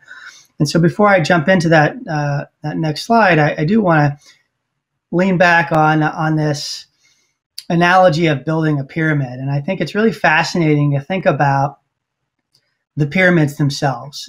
This was an infrastructure that today still exists as one of the seven wonders that we have of the world. And it's incredible to think about how they built these. And of course, both the good and the bad, right? And the fact of the matter is we totally could do that again today, and we could do it a lot faster. But the question is why? Why would we build pyramids? And when I think about higher education, we're really, really resilient as an institution, collectively. And what we're really good at is ignoring different and ignoring things that challenge the status quo. So I might offer that what we would do in higher ed is build another pyramid, because that's what everybody else has done. And what I think we've seen happen here is that COVID and a number of other accelerants have really laid bare a lot of our systemic issues. The fact that we've continued to build pyramids when perhaps we ought to have been building some different infrastructure. So with that, Manasi, if you could go to the next slide, it'd be great. So I try to keep this as simple as I could. I only have 5 slides, but I hope they're meaty. 3 of them are introduction and closing slides. So, the first thing I want to talk about is this idea of this pandemic and other exacerbating trends. And then I want to talk about what we define, at least in the US anyway, as the current university experience, and what we sell in that regard. And then perhaps what we might think about as the future of higher education. Next slide, please. So let's dig into this idea of COVID and other exacerbating trends. And what I would offer here is that we have some systemic issues, and I offer 5 of them typically. I know there's 7 pieces here. We'll talk through each one of those. These are sort of indicators of our bigger challenges. But we have a significant issue in the U.S., at least, around equity and access. And certainly as a society, that's been really exacerbated by the murder of George Floyd and Breonna Taylor and Ahmaud Arbery and so many others. You certainly add into this public health crisis with COVID. And we just talked about the crisis of climate change and that big shift that's taking place. Putting all that together, we're now seeing an economic crisis in the U.S. and an economic downturn, which has some interesting implications for higher education. As typically in those periods of time, we see an uptick in attendance at our institutions, which, you might think we have a downturn, higher ed should change, but what usually happens with an economic downturn is it feeds our continuing operations in a way that is detrimental to change. And then the fifth is retrenchment. And we've been in a massive retrenchment in the U.S. anyway for at least 50 years, where we've disinvested in the institutions of higher education substantially. And that's caused us to really dig in our heels and not want to shift. So that sort of brings us to these other trends that we're starting to see, and one of those is this idea of fraud and trust. So I'm not sure if you know this, but at least 80% of people lie on their LinkedIn profile, and yet most of us will refer to a LinkedIn profile to get somebody's background. It's supposed to be the modern resume, and I'm not sure if you do your CV or your resume, but most of the time you don't want to lie on that, but people will tell little white lies or foster gray areas on their LinkedIn profile. And that's because we've allowed them to. We haven't said to them, you know what, we're going to verify or validate, what it is that you're sharing on LinkedIn. And that's just one example, right? So we're moving into this economy in this world that's demanding in a global space that we have more trust in a way that combats fraud. And that sort of leads to this idea of learner agency or self-sovereign identity, where we're being expected, particularly by digital natives, to explore this idea of control of their own competence and offering their own ideas, but verifying and validating that in sort of a stackable, manageable way, perhaps as a digital wallet. And then let's add to this the next challenge that we have, and that's this idea of scale and structure. And we've talked a little bit about scale already, but for some context here, in the US, we see a very strong positive correlation between bachelor's degree issuances and GDP. So without manipulating GDP and keeping it where it ought to be, somewhere between 2.6 to 2.9%, that means that in the US, we have to double the number of bachelor's degrees we're issuing by the year 2030. So there's 4,700 institutions of higher education in the US. There is zero possibility that we're going to increase that to 9,800 or even 9,400 institutions by the year 2030. So the suggestion there is that in a period of disinvestment from higher education, we have to figure out how to double the number of degrees we're issuing. And that sort of really challenges our operational structure, right? It says, you got to think about this differently, and perhaps you have to think about this in context. And that's where the structural piece comes into this. Because we also have a really poor behavior that is called isomorphic behavior. And what that is that we look to the prestigious institutions in the world and we say, you know what?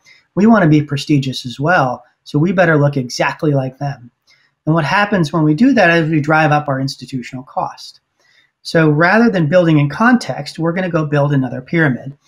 And we really ought to be thinking about how do we build something that's contextual for us in our place and is relevant to our region. And so there's a shift that needs to take place there around scale and structure. Then you bring into questions of student mobility, equity, and access. And by mobility, what we mean here is how easy is it to move from one institution to another? And I can offer to you that it's quite difficult today. And I imagine as you guys think about how do we access U.S. institutions again post-January 2021, there's questions about how do our credits count? How do we move students into these institutions? How do they move back out? What is the impact of a digital environment and digital learning? I can tell you that at Lehigh, almost all of our international students are learning in a remote way, and that's something we would never have imagined. In fact, we would have thought a year ago today. And at the same time, we have this question of outrage that we're seeing from people who are spending an enormous amount of money to send their students to our institutions. And so as we think about that, we have to be challenged to think about this idea of equity and access and creating an environment where we're defending the value of a residential experience. So there's four things that are already beating us up, right? Then add into this idea of a better alignment to workforce needs. And we've been talking a little bit about the changing workforce, which I think is a really incredible question to be answered. And that means that higher education has to make a change, but we still talk about things like majors. And if you come to Lehigh and get an accounting degree from us and you're an accounting major, all of the data today will suggest that that's a really valid degree. However, Bureau of Labor Statistics data suggests that accountants aren't going to exist in their current form in the next 10 years. What is it that we're doing today to shift that conversation and build a stronger, more flexible offering? And I saw some questions in the chat in that regard as well. So there's something that we've got to do and make a shift in our institutions of education as well. And the sixth area is this idea of reskilling and just transitions. And most of everything I've talked about so far talks about learners who are 18 to 22 years old, or maybe 24 if you want to push it. But the reality of this is if we need to get to double the number of degrees we're issuing, we have to think about learners in a much broader way. And we have to also respect those industries that are transitioning, industries like coal, or the steel industry previously, or manufacturing. How might we support those people who have spent their entire career in a space that isn't going to exist, and recognize where their skills are and help them make the nice transition or necessary transition that they need. And then finally, that means all of this means we have to redefine the idea of the campus experience. And that really questions what happens on our campus. And I really appreciated the discussion around human skills a moment ago, and the fact that we in higher education don't offer any recognition of that learning, and yet we're selling an experience that is built around a big significant portion of human development. So all of these things are really pressuring us in higher education to move away from this idea of trending results or trending solutions, or these sort of what I would call Band-Aid offerings. And it suggests to me that what we've got to do is start thinking about higher education differently, where we center learners, we center equity, and we center trust. So to really understand what that means, I think it's important to understand the college experience that we have today. So if we could go to the next slide, perhaps we can talk a little bit about that. So this is today's university experience. And those are hard lines on the slide on purpose. So really there's sort of three phases to your experience, and it very much is left to right and very linear. And we start with the idea of admissions. And I'm glad that Simi is here because he's done a lot of work in the testing space, and we lean heavily on testing in higher education today. And we do so because it's a sorting tool for us. It allows us to offer a series of stage gates that suggest that maybe at some point we'll let you into our institution. And here we do a lot of effort around saying, all right, will you be successful in our institution? And worse yet, we're actually incented by the ranking agencies to offer less students into our institution. And there's nothing that gets the hair on the back of my neck to stand up more than somebody saying, go get me better students. I often say back to them, you know, we're in education. You're going to make better students. Getting better students is not our job. Our job is to make better people, which also suggests that there's this other challenge we have around this idea that we talk about in the US all the time, around something called the quote-unquote enrollment cliff. Well, the enrollment cliff speaks to 18 to 22-year-old white kids. What we mean there is that we're running short on upper middle class white children who are qualified at our current standards to enter into our institutions. This is a real challenge for us in education today, because what we're saying is we're going to put a bunch of barriers to entry in here, and it's going to serve as a sorting mechanism. But if you get in, we'll let you into the next phase, which is our matriculation piece. Now, we spend a huge amount of money, an inordinate amount of money, on selling learners or potential learners the residential and experiential opportunities at our institution. We talk about athletics, we talk about study abroad opportunities, we talk about the quality of our dormitories and living experiences, we talk about all the clubs that we offer. In the experiential space, we tell you all about our internships and our co-ops that we have. We spend a whole bunch of time telling you, hey, you're going to get all of these really great, wonderful experiences. But at the end of the day, the only thing that we're going to give you credit for in the matriculation period is the academic stuff. And if you think about that, that really leads to this idea of the major. And almost everything in our current experience is built on a left to right linear pathway towards some major. And we're not going to give you any recognition of that work unless you complete the entire process. So really, today's university experience is a process experience. And there seems to be some problems there, because once you complete our process, you're going to have one conversation with an outside party around what your major was. And after that, nobody's going to ask you what your major was ever again. Because what we've done in higher ed is we've said to the employer world, you can only speak to us in majors. That's how we think. You can't speak to us in competencies and tell us what it is you actually need. And that puts a lot of learners at a disadvantage, right? Think about a consultancy who might benefit from having somebody with a history background. And instead, they're going to come to you and hire only accountants. Well, that seems to be a bit of a problem if you ask me. And the next piece is, if you walk across our stage on your way to this consultancy job, we're going to give you a paper diploma that you're probably going to roll up and put in a box somewhere.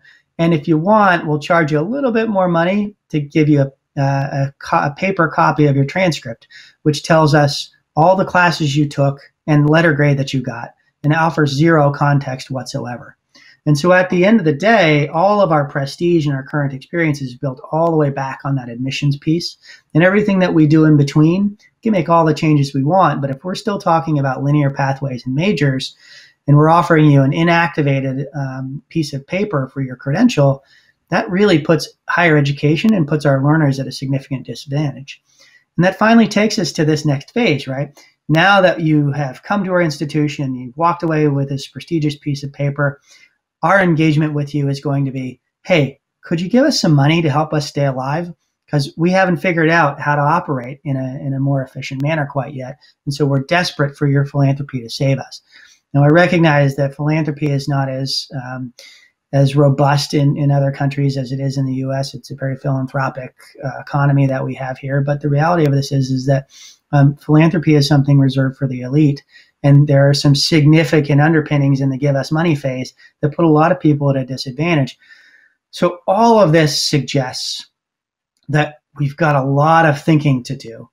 And we've got to make some sort of a shift here. And I really think about the fact that Frank offered to us and, this idea that everything is changing. And it's changing because technology, AI, data, all of these are pushing. And I don't think that any of us would argue that that's the case, right? But if you think about this, what's fascinating a little way is that some of the things that we stopped doing when we started to get more efficient and started to scale our economy are things that we're now bringing back. So, back in the 1950s and 60s in the US, people used to get milk delivered to their front door. And it was delivered locally by a local farmer. And then we stopped doing that because it became cheaper to drive to the store.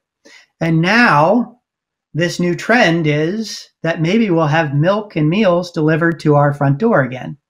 But it's only because it's done at scale and because it's cheaper. So really, it's less about the technology and it's about solving for the challenge that's in front of us, right? And in higher education, we've sort of failed to do this. And the reason that we lost having milk delivered to our door originally is because farmers couldn't scale it and put it on a platform. Well, in higher education, we haven't gone to a platform either. And so we risk going the way of the dairy farmer and being overtaken by multinational corporations that are moving into our space and going to offer education themselves. So this means that we have to take a better look at this and frame our lens a little bit.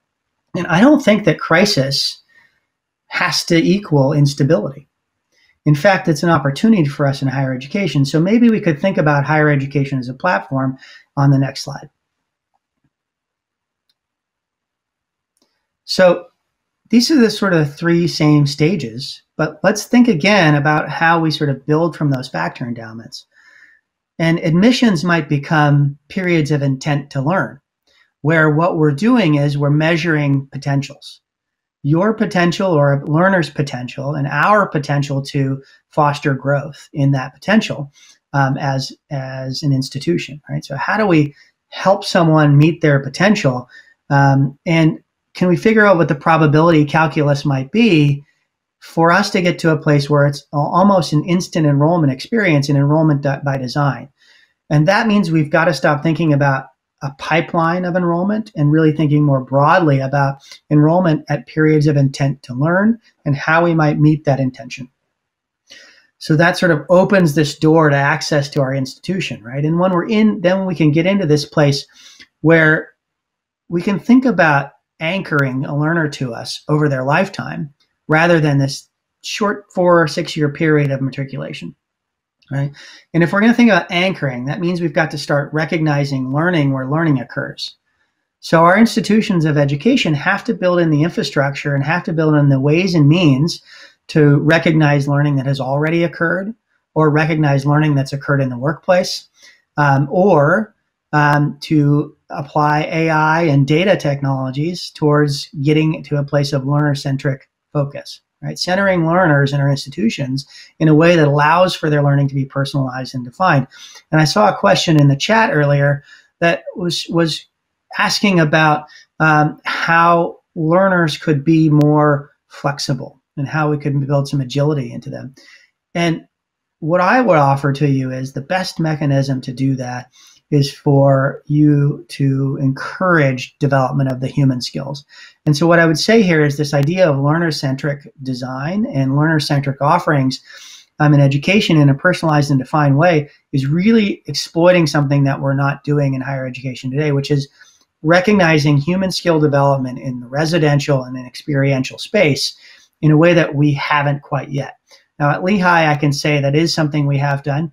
We're leveraging the blockchain at the moment, and we're the first institution in the world to issue blockchain anchor credentials around human skill development. So if you're a student at Lehigh today, you might get the opportunity to earn one of our 3 credentials. One is global competence, one is creativity and critical thinking, and another is leadership development. And what we're attempting to do there is to allow our learners to recognize and offer their moments of distinction, and also to create them themselves. The second piece, and where we may go next here, is this idea of modularizing the academic sphere. So not dismissing the fact that there are pathways, but how might we get to a place where it's a curated credential-rich pathway, where at the end of this pathway, you're going to have something that is a machine-readable transcript and a digital diploma that is verifiable and validatable. And you may have an integrated learner record or a comprehensive learner record or a learning and education record, whatever we all decide to call it at some point. Those are all the same thing. But what this suggests is that universities and colleges have to allow for learners to create moments of distinction and to start to integrate a career-ready whole system, whole ecosystem that is verifiable and validatable by the educational institution. And so our role in society may shift a little bit to a place where we are the verifiers and validators of quality rather than the defenders of prestige, which is a whole different way for us to think about higher education. And yet it still builds on what is true to us as institutions, right? And so the reality here is to think totally differently about how we issue infrastructure and how we build the infrastructure or remodel the infrastructure of higher education in a way that allows us to extend the experience. So what I want you to think about here is sending a student to an admissions process where perhaps we sit them down, and maybe this could happen at a place like Lehigh or somewhere else, or could happen in another institution where we sit you down and we say, hey, what is it that you're thinking about studying? And you may say, well, my mom says I've got to study, and my counselor says I've got to study accounting because accountants make a lot of money. And what we'll say is, okay, great. We'll show you the average path, curricular and co-curricular and extracurricular pathways of every learner that has ever gone through our institution, because we have all of those data. And we'll let you see where they live on average, how much money they make, whether they went to graduate school and where, how long it took them to repay all their student loans, how mobile they are. And oh, by the way, we're going to bring in the BLS data that suggests that accountants are going to be different in 15 years or 10 years. And we can then use AI to say, might you consider financial engineering instead? Because that appears to be a opportunity of the future.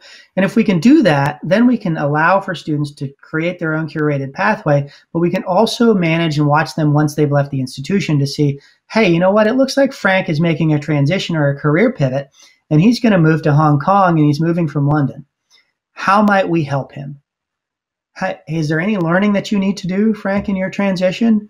Or is there something that maybe you need to do? Hey, Cameron, we recognize you're making a career pivot here. How might we re-engage you in a period of intent to learn? And this is a suggestion here that we perhaps have to get past sanctimony and towards sustainability. And that also allows us to think about all of our infrastructure. So we've talked about the fact that we're in a different environment, and all of us are probably coming to you from our own homes. I know I am. I'm in my remodeled basement in my new office space because 9 months later, here I still am, right? Well, I haven't been back to campus in 9 months. There isn't a lot of reason for me to go back to campus, but somebody should be using my space eventually. And if we aren't going to have all of our dorms filled with learners who are 18 to 22 years old, why won't we start thinking about our dorms or our residential facilities as places for people to live? There's no reason that you can't be on our campus and work a job for the length of your career and continue to be engaged in our institution. We need the revenue for sure, and we need our spaces to be filled, and we could create a totally unique campus experience that is much more robust, right? So all of this to say, there's some hope out there. I want for you guys to think about what's going to happen in the future for higher education, but certainly understanding sort of what this means is higher education is infrastructure, and we got to modernize it. We have to really shift and think about it, because learners are totally different, and we have to expand that definition of what learners is. And some things will remain. And I know someone talked about YouTube in the chat earlier. I was thinking about my son. He watches somebody play a video game on YouTube, and he watches it for 3 hours to learn how to play the video game better. I can't stand it. But what it reminds me of is that he thinks totally differently because he's a digital native, and we should be designing our infrastructure for him and not for me. Can't solve for what we know. We've got to solve for what might be. So with that, I think I've covered all of my time and probably more. I'll hand it back, and thank you all for letting me speak at you today. Thank you, Cameron. Thanks. I really liked especially the opening, all of it, but especially the opening, when you suggested that higher education has a lot of thinking to do. And from my own experience with Laksha, I think the questions that you raised are a bit iconoclastic, a bit provocative, but these are really fundamental questions. I think we've been too long aping the Egyptians and building our pyramids, or aping the bigger universities and building our pyramids. And I think everyone in this, the audience should, it's a value for them to understand that all of higher education is right now grappling with this fundamental question: why do we exist? And why especially do we exist in the way that we exist? And what can we do to make ourselves more relevant? Because COVID has shown a mirror to us. It was happening, I think, but COVID has really shown a mirror to us. So I really like that. There's this professor at MIT called Sanjay Sharma, who heads their open learning and digital learning initiatives. And when he talks about the same thing, it's almost as though it was a story of the emperor has no clothes, because it's not just higher education. I mean, just the entire fundamental way we approach education is so primitive. With the lecture model, for example, at 40 minutes, 45 minutes, 1 hour of one-way conversation, when it's kind of proven that the brain can't think, can't absorb for more than 10 minutes at a stretch, right? So there's this whole alternative world out there of YouTube videos, 3 Blue, 1 Brown, Veritasium, Physics Girl, who are condensing complicated topics with high production quality into 5-minute videos, 10-minute videos. You can learn about tensor mathematics or whatever in 10-minute videos, yeah, and in a very fun and highly animated way, right? So I think these are all amazing questions. I guess from the careers perspective, yeah, what this means also is that the ability, and I think this was true even earlier, as you said, when no one ever asks you what your major was once you actually get your first job and move on, right? And frankly, I've studied for graduate and postgraduate education for maybe 7, 8, 9, 10 years, and I probably use 1% or 5% of what I formally learned in that period. Of course, informally you learn a lot, and that's what the part that's not modeled at all.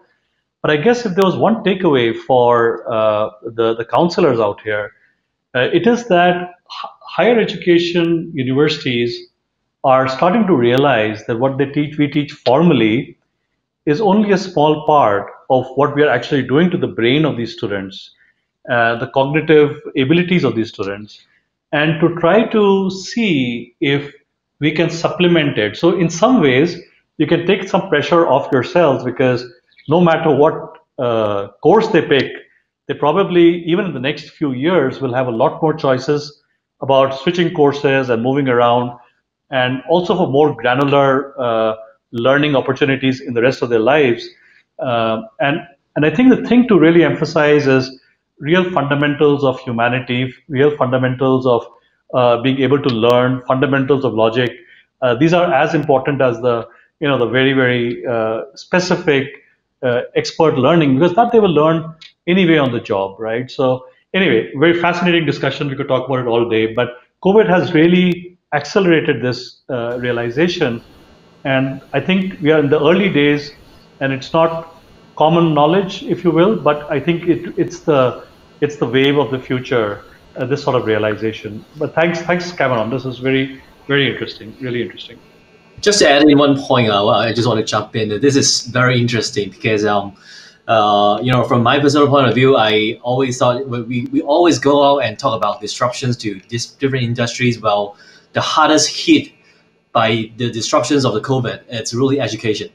And last year before that, and there's actually my presidents always say the same thing. He always asks faculties the same questions. To be able to excel in universities, you have to envision what your industry will be like in 10 years time, and then to plan things that it's 10 years ahead. And then this year, when he actually meet the same faculties, the faculties ask, last year, I can still envision maybe like 5 years ahead. But now, who can see what's coming next year? We are at the end of 2020, and I myself don't really understand what's going on in the next 3 months. How are we going to have that vision to guide students, which is quite scary to a certain extent that, all the counselors, you're going to send your students to us. And then after that, what are we going to do with them? Next year, what's the world going to be like? We don't know. But it's really about the process. I think Cameron actually shared it excellently that, how we have to totally rethink what education is about.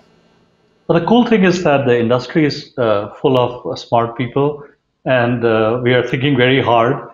And I think it's really enabling for, if I were a young kid today, it's really cool to have the idea that I'm going to have the opportunity to live my learning or to experience learning in a way that the previous 10, 20, 30, 40 years of students could not. So I do think we are standing really at the cusp of a major change. But we have limited time, so I'll switch now. Simi, over to you for your talk.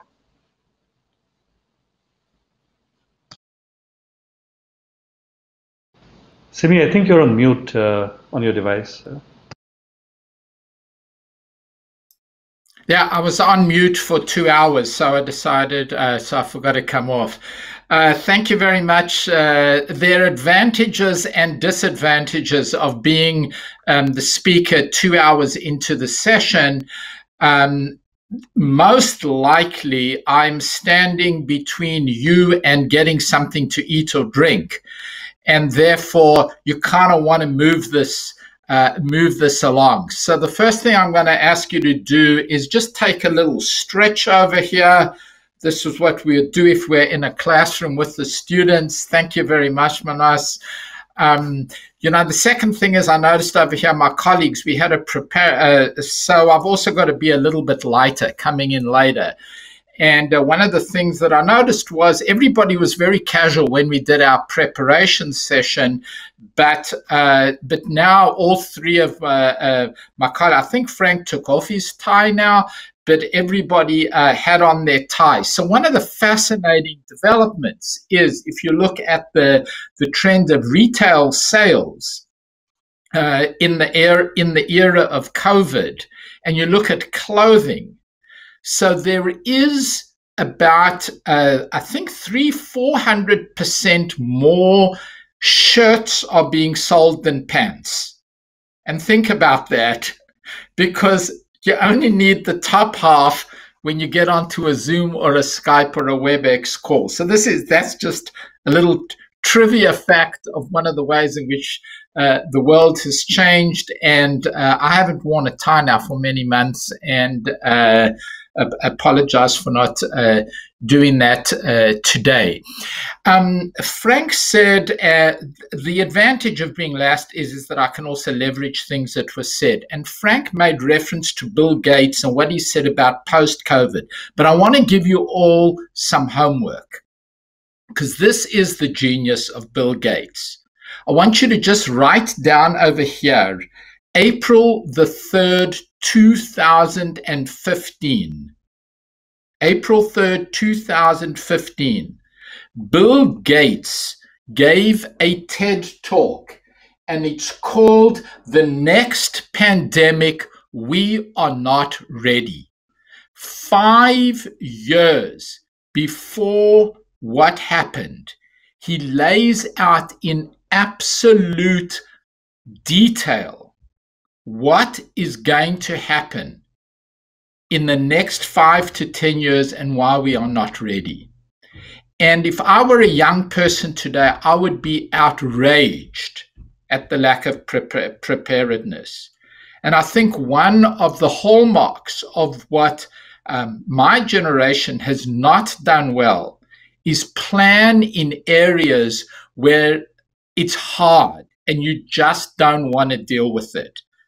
All the data was there for 9/11. There were people saying it's going to happen.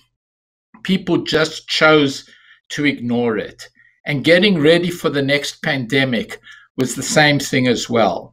And so it's much easier to come back afterwards and say, well, what's going to happen? But if this seminar would have taken what's going to happen, where's the world going? And we would have had this just a year ago, nobody would have thought about where we were.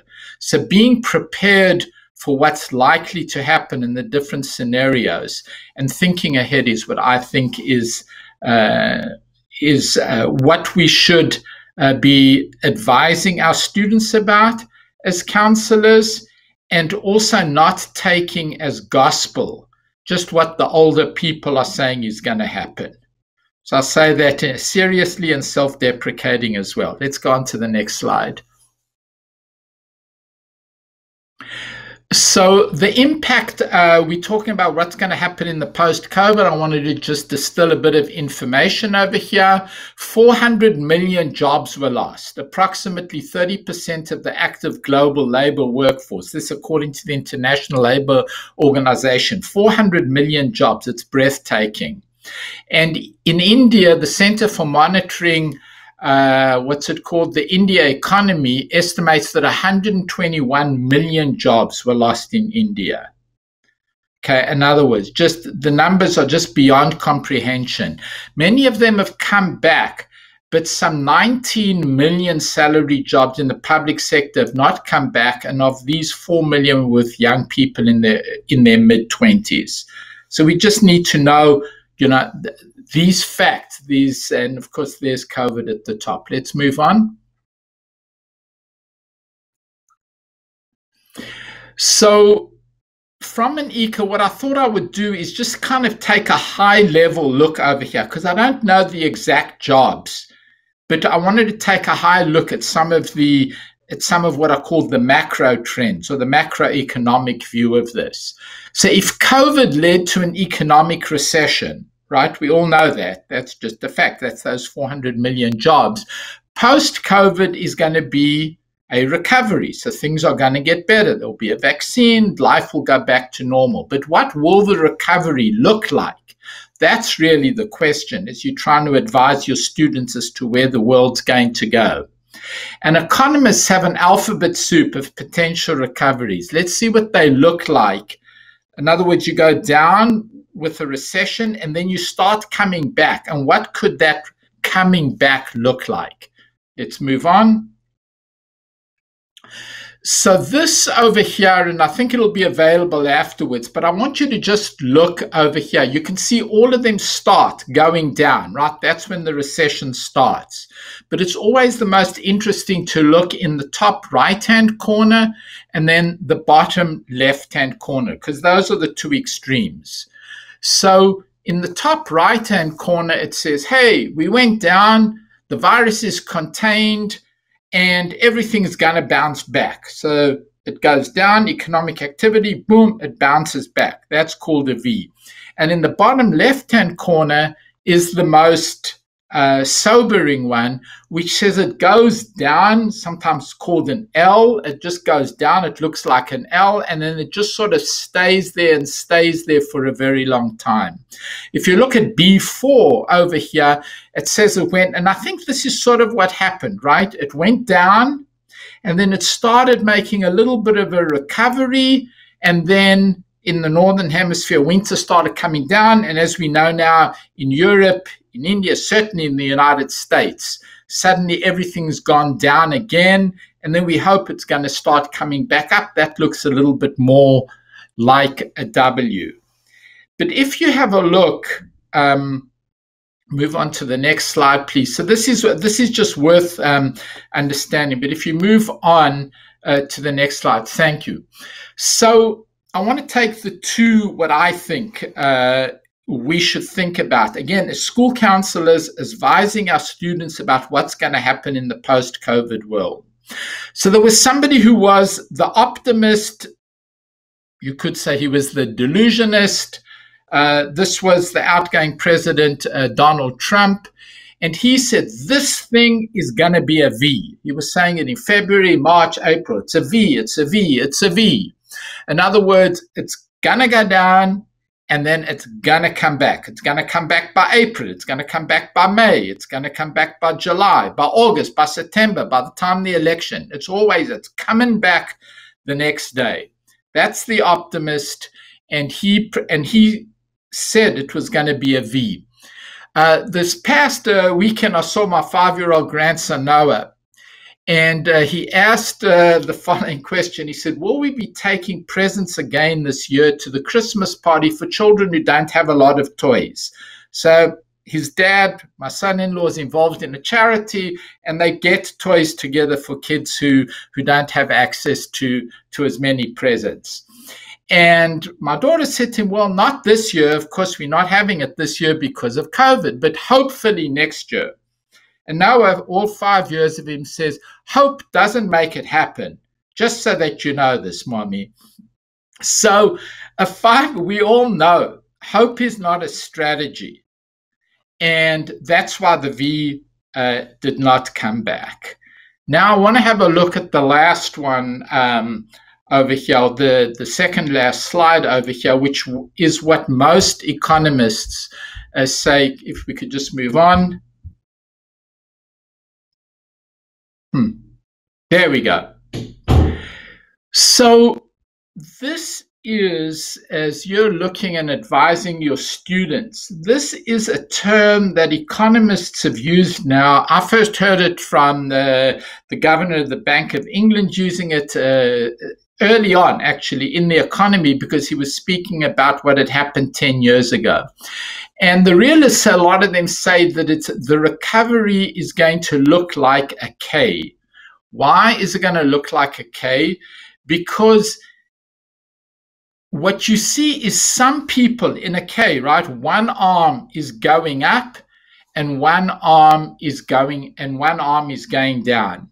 So the growing gap between the winners and the losers amongst countries, economic sectors, companies, and of course people. For example, industries like technology, online retail. Let's take Amazon. Everybody, that's the global brand. I don't know if you saw this week, Amazon added 450,000 jobs. 450,000 jobs added to Amazon. Now, wherever you are in the world, which if you're in a city or you're in a small town, go walk down the main street. In the UK, it would be called walk down High Street. Walk down the main street at all of the little stores going down the street over there and see how many of them are closed and just can't open again. That's on the down, and those are the ones on the up. The travel industry, food services, again, there are those that are going down, those that are going up. And I think this is the biggest challenge to the world, is this massive gap between those that are recovering and actually doing much better and those that are just not going to recover and are going to continue on a downward trend. Now, why would I give you a macroeconomic lesson to school counselors when students come in and say, so what's going to be and what should I do? And if we go over to the last slide,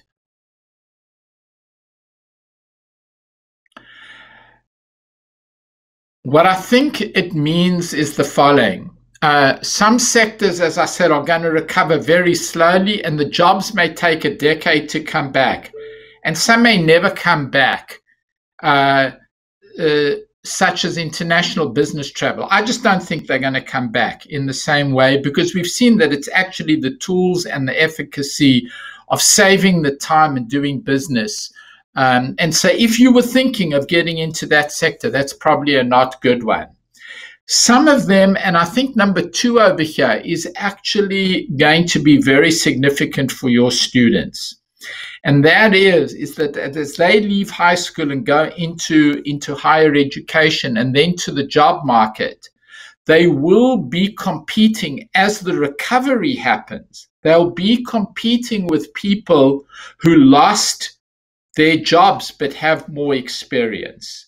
So this was 10 years ago, this happened. My daughter came out of law school in 2000. And as she got into the job, just assuming she'll get a job in the job market, but everywhere she applied, she was competing against people who from that recession, from the big collapse of 2008, 2009, had already 5 to 10 years of experience. And I'm sure that that's going to happen here as well. That's something to be aware of.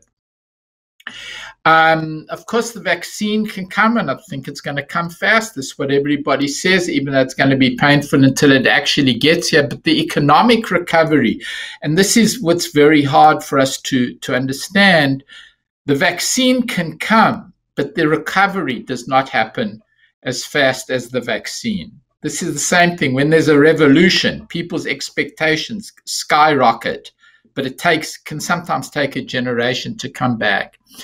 And so I think that as we look at sort of where we're going to be, I love this, and I don't think you can see the slide. Wayne Gretzky, he's a famous ice hockey player, probably the most famous ice hockey player probably in the world. And he always said that you need to skate to where the puck, that's the equivalent to the ball, is going to be, not where it is now.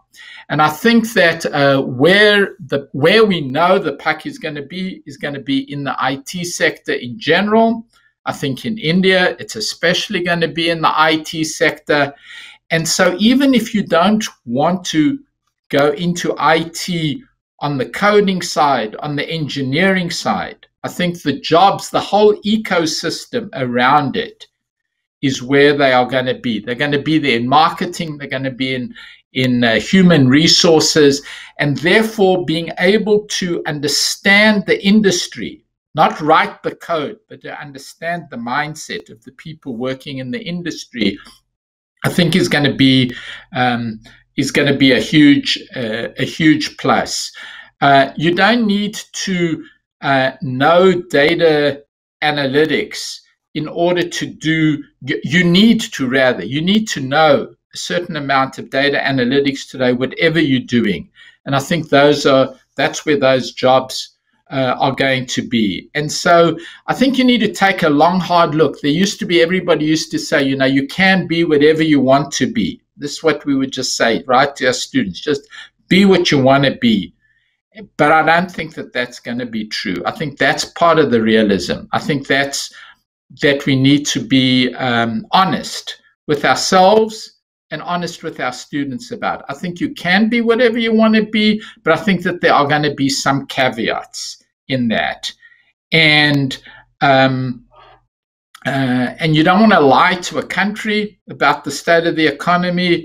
You don't want to lie to the country about how long it's going to take for COVID to go. You don't want to lie about our preparedness to young people. Young people can see through it. And I think you need to be honest about what this post-COVID economy is going to look like. And that's why that visual of the K is so important. Try and identify what's likely to be on the upper arm. And that's where I think students, you should be encouraging your students to look. So that's at a very high level. And hope that it sort of gives you a little bit of an illustration. That's a nice visual over there to even show with your students. If you're sitting down and trying to map it out, just pull out the K and say to them, this is where you want to be. Sometimes those kind of visual aids can make the point much easier to convey. Thanks, Manas. Semi, thank you. And it was a really good way to round off the talks, and you were able to take a high-level macroeconomic concept and make it very intimate and bring it down to the counseling session. I thought that was really, really nice. And the K idea as a frame in which to think about these the choices that students are making in their careers is a very strong one. So we have Bihiri from, I hope I'm pronouncing the name right, from Gateway College in Sri Lanka, one of my favorite countries, by the way. And she has a question, and her question is, you're talking about this change and the change that's out there in front of us. What should teachers do to make their students more resilient to change, more flexible to change? Any tips that you have or anybody else on the panel has for teachers?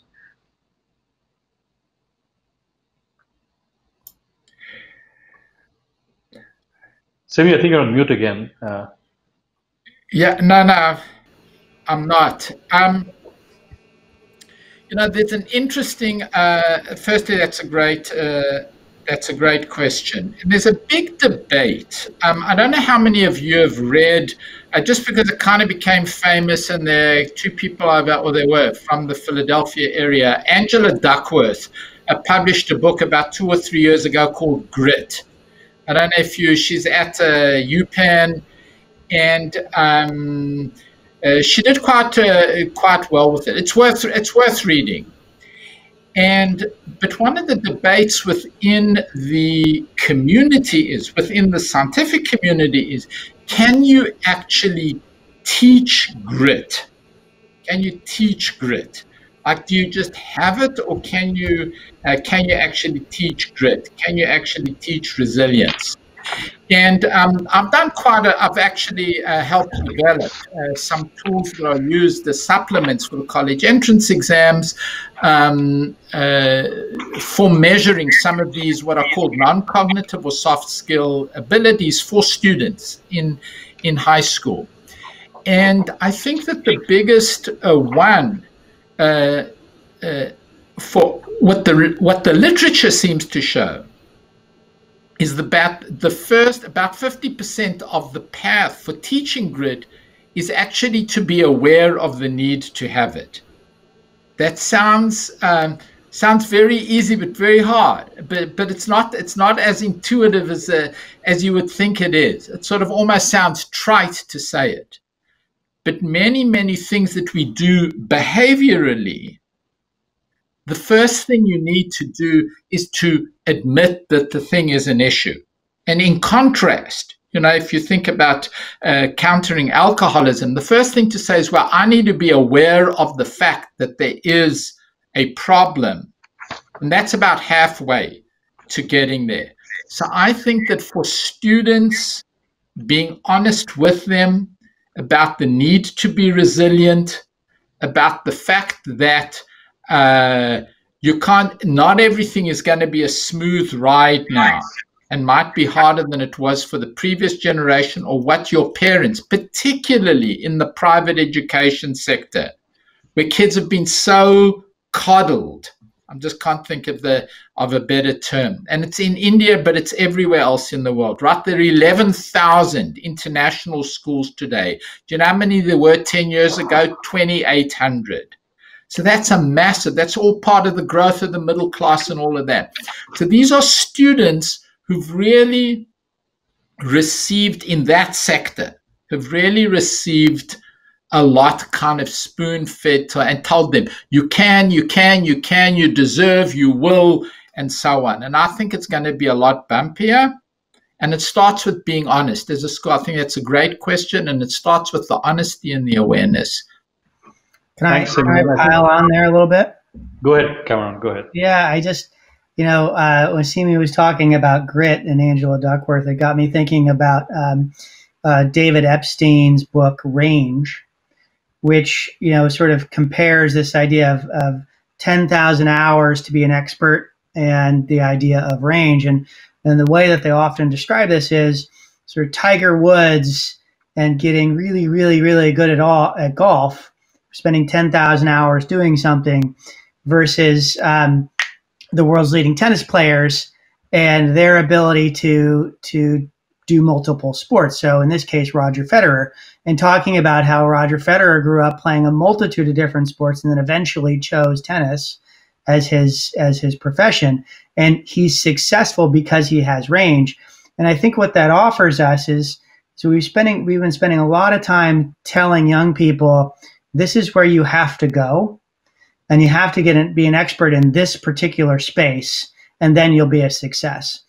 And I think that's really infantilizing a lot of education for young people in a way that, in some ways, as Simi has offered here, coddles them.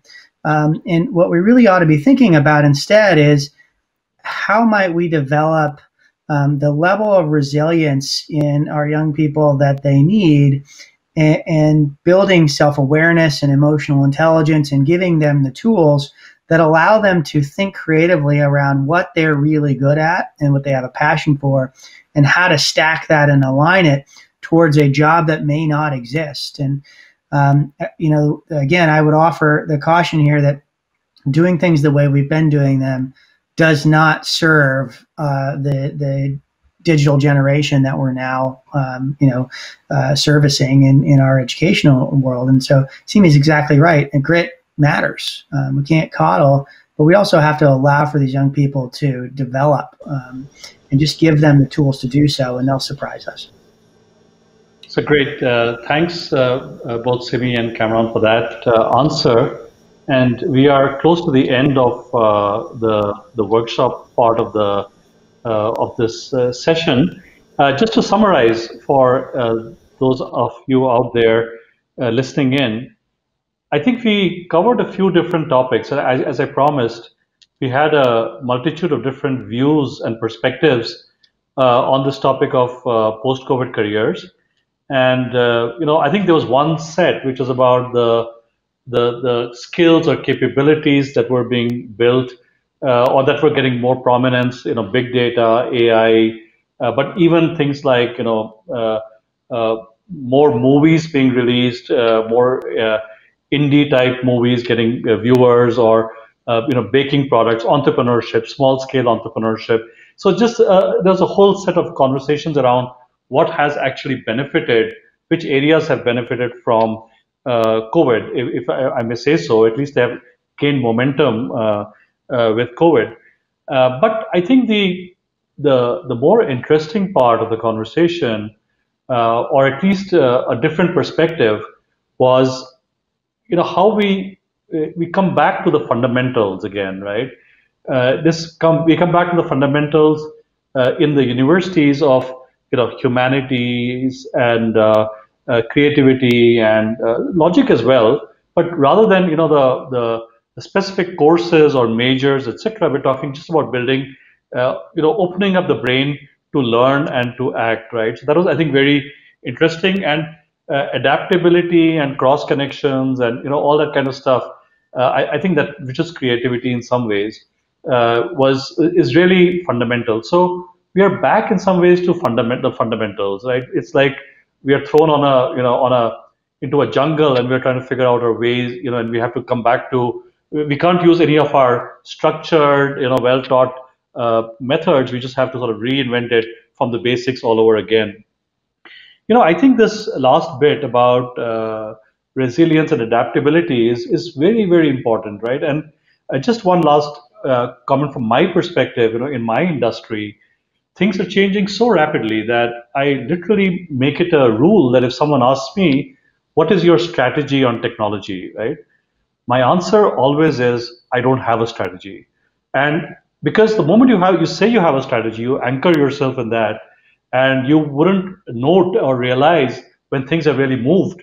and things are moving all the time. Things are slipping all the time, and you just have to have both the way of thinking, and you need to build this as an organizational strength. In my case, to be adaptable and to be always forever shape shifting and adapting, right?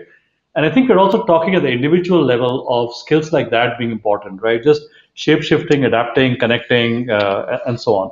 I know it's a lot to process. We had a great panel, but I think no individual on the panel can give you the answer, because the answer is a complex one and it's a challenging one. But I think you got a lot of different perspectives that you can put together in your own way to counsel your students. So thanks very much to the panel. Fantastic conversations. And now over to you, Jim.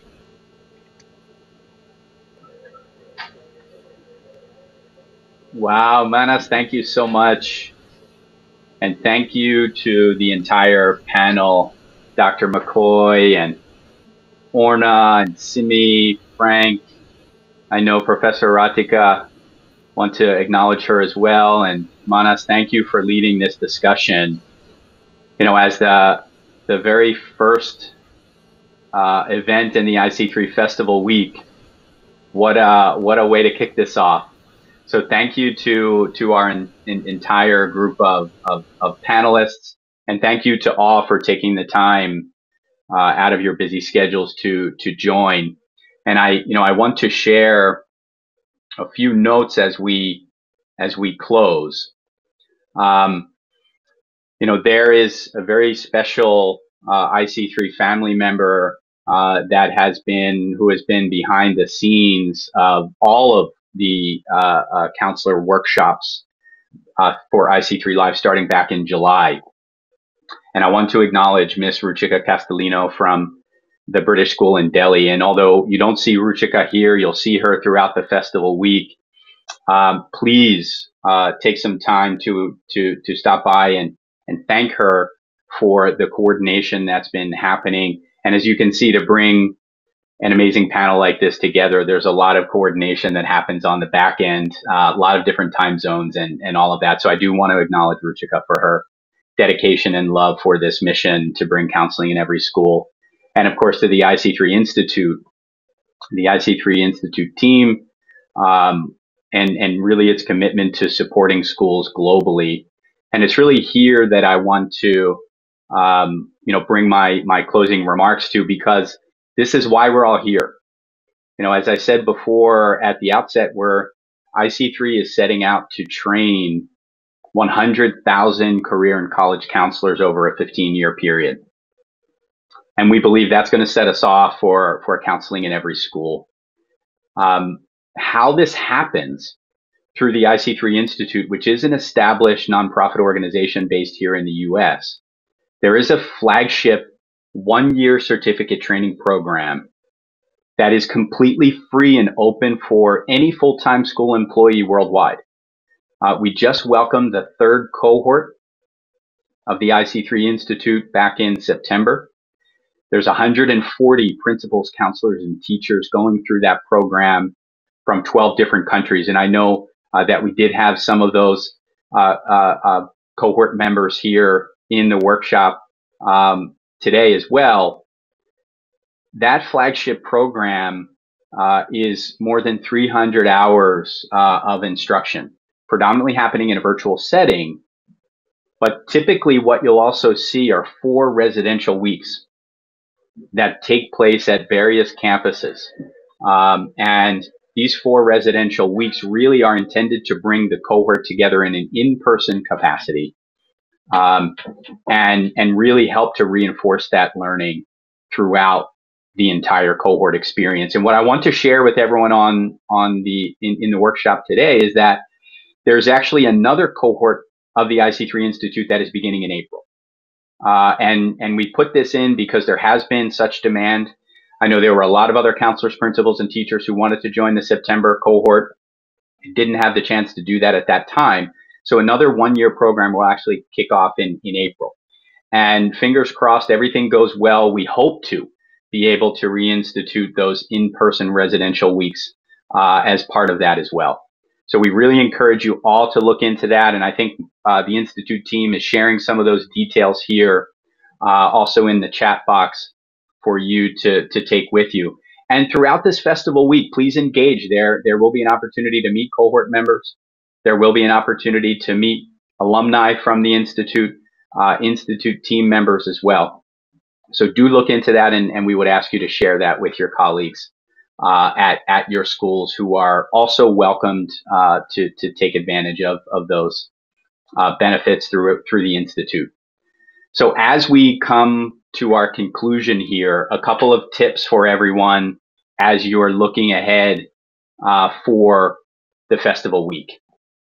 If you haven't already done so, I really encourage everyone to set up your full profile in the platform itself. Right? You want to add your photo, add your title or designation, your institution, school, organization. This is going to be best for you to connect. Right? We want people to see your faces. We want you to be able to have those friendly connections, those one-to-one connections. And in the virtual lobby, you'll see that you're actually able to invite a conversation with anyone who's live on the platform. So we really encourage you to do that. So set up your profiles and come out of your comfort zone a little bit. If you're like me, I think, this might surprise some people, but I'm a little bit shy. And I think going through and just starting up a conversation with someone is not always the easiest thing to do. But come out of your comfort zone a little bit. Connect with a school or an institution that you're not familiar with. Invite them for a chat. Visit as many virtual rooms as you can. We have some amazing sponsors. Of course, Technion is here. Visit their virtual rooms. Speak with them. Speak with Orna. Speak with Hannah, and really get to know them. And of course, all of our other exhibitors and sponsors throughout the week as well. There are some amazing ones from around the world, and so much to learn. So with that, I want to say thank you. Of course, the feedback form is there. We would invite that feedback from you. We want you to, critique us. Make sure that we're hearing from you. What do you want to see? What could have made this experience better? We'll continue to do workshops through the IC3 Institute, and of course through IC3 Live, the larger umbrella for all things virtual in the IC3 world.